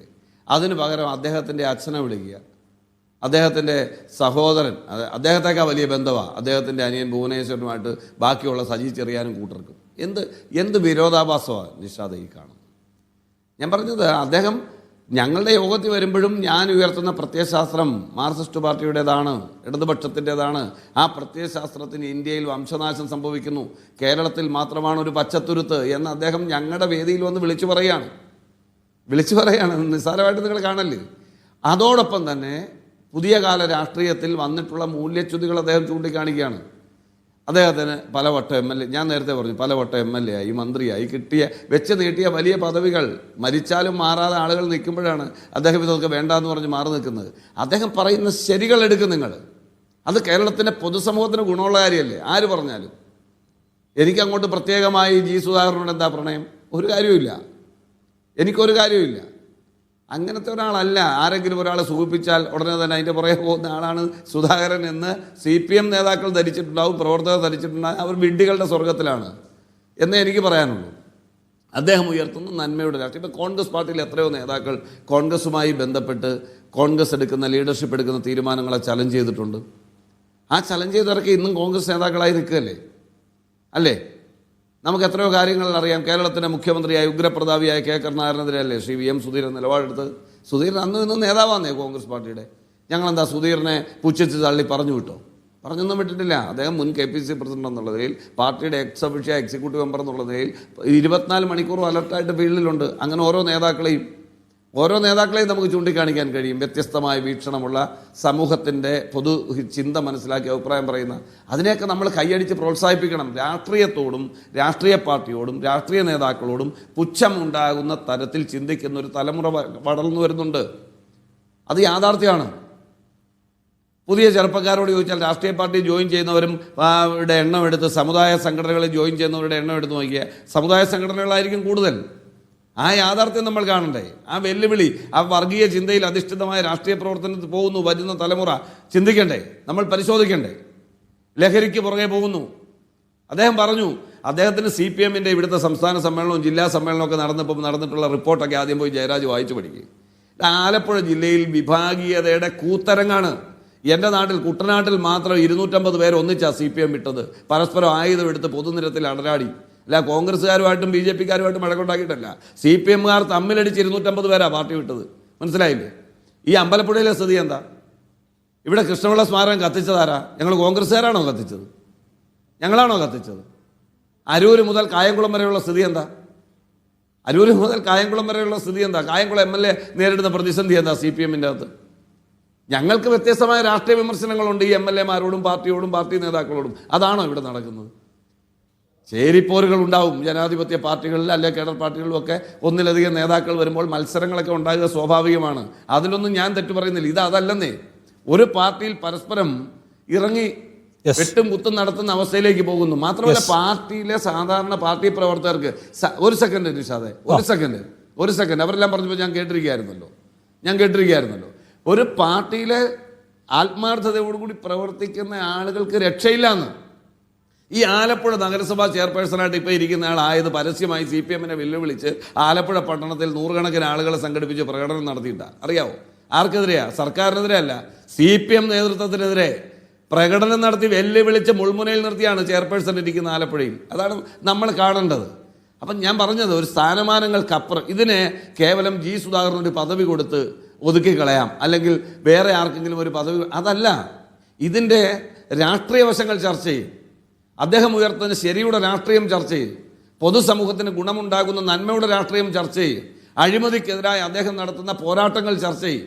അതുകൊണ്ട് കോൺഗ്രസ് പാർട്ടിക്കല്ല ഗുണം, കേരളത്തിൽ ആകമാനം ഗുണമുണ്ടാകുന്ന ആശയമാണ് അദ്ദേഹം മുന്നോട്ട് വയ്ക്കുന്നതെങ്കിൽ അതിനെ നമ്മൾ കൈയടിച്ച് പ്രോത്സാഹിപ്പിക്കണ്ടേ? ഞങ്ങൾ എത്രയോ CPM നേതാക്കളിൽ കൊള്ളാവുന്ന ആളുകളെ ഞങ്ങൾ കൈയടിച്ച് പ്രോത്സാഹിപ്പിക്കുന്നുണ്ട്. ഞങ്ങളുടെ പാർട്ടിയിലുള്ള എത്രയോ ആളുകൾ കൊള്ളാമെന്ന് മാർക്സിസ്റ്റ് പാർട്ടിയുടെ ഏറ്റവും താത്വികാചാര്യനായ EMS പോലും പറഞ്ഞിട്ടുണ്ട് പല നേതാക്കളെക്കുറിച്ചും. അപ്പം അതൊക്കെ രാഷ്ട്രീയത്തിൽ അർഹതപ്പെട്ട കരുത്ത് പ്രവർത്തിച്ച് ബോധ്യപ്പെടുത്തി നേടിയെടുക്കുന്നതാണ്. അത് G. സുധാകരനോടും വളരാൻ സജി ചെറിയാനെന്നല്ല, ഇന്നിരിക്കുന്ന മുഖ്യമന്ത്രിക്കും ബാലനൊക്കെ വെറും ബാലനാണ്. G. സുധാകരൻ ആവശ്യപ്പെടുന്നതും നിർദ്ദേശിക്കുന്നതുമായ കാര്യങ്ങൾ നടപ്പിലാക്കാനോ അല്ലെങ്കിൽ ചുവടുമാറ്റാനോ CPM കഴിയുമോ എന്നറിയില്ല. പക്ഷേ അദ്ദേഹത്തെ പോലെ മുതിർന്ന നേതാവ് അസ്വസ്ഥനായി നിരന്തരം കാണപ്പെടുന്ന പ്രശ്നം പരിഹരിക്കാൻ ആ പാർട്ടിക്ക് എന്തായാലും ബാധ്യതയുണ്ട്. ഞാൻ അവസാനിപ്പിക്കുന്നു. ശ്രീ ജയരാജ് ഒരിക്കൽ കൂടി വരാൻ കഴിഞ്ഞില്ല, സമയം കഴിഞ്ഞു പോയതുകൊണ്ട്. Thank you channel boss Jayaraj Damodar Prasad ഈ ചർച്ചയിൽ പങ്കെടുത്ത് അഭിപ്രായങ്ങൾ പങ്കുവച്ചു.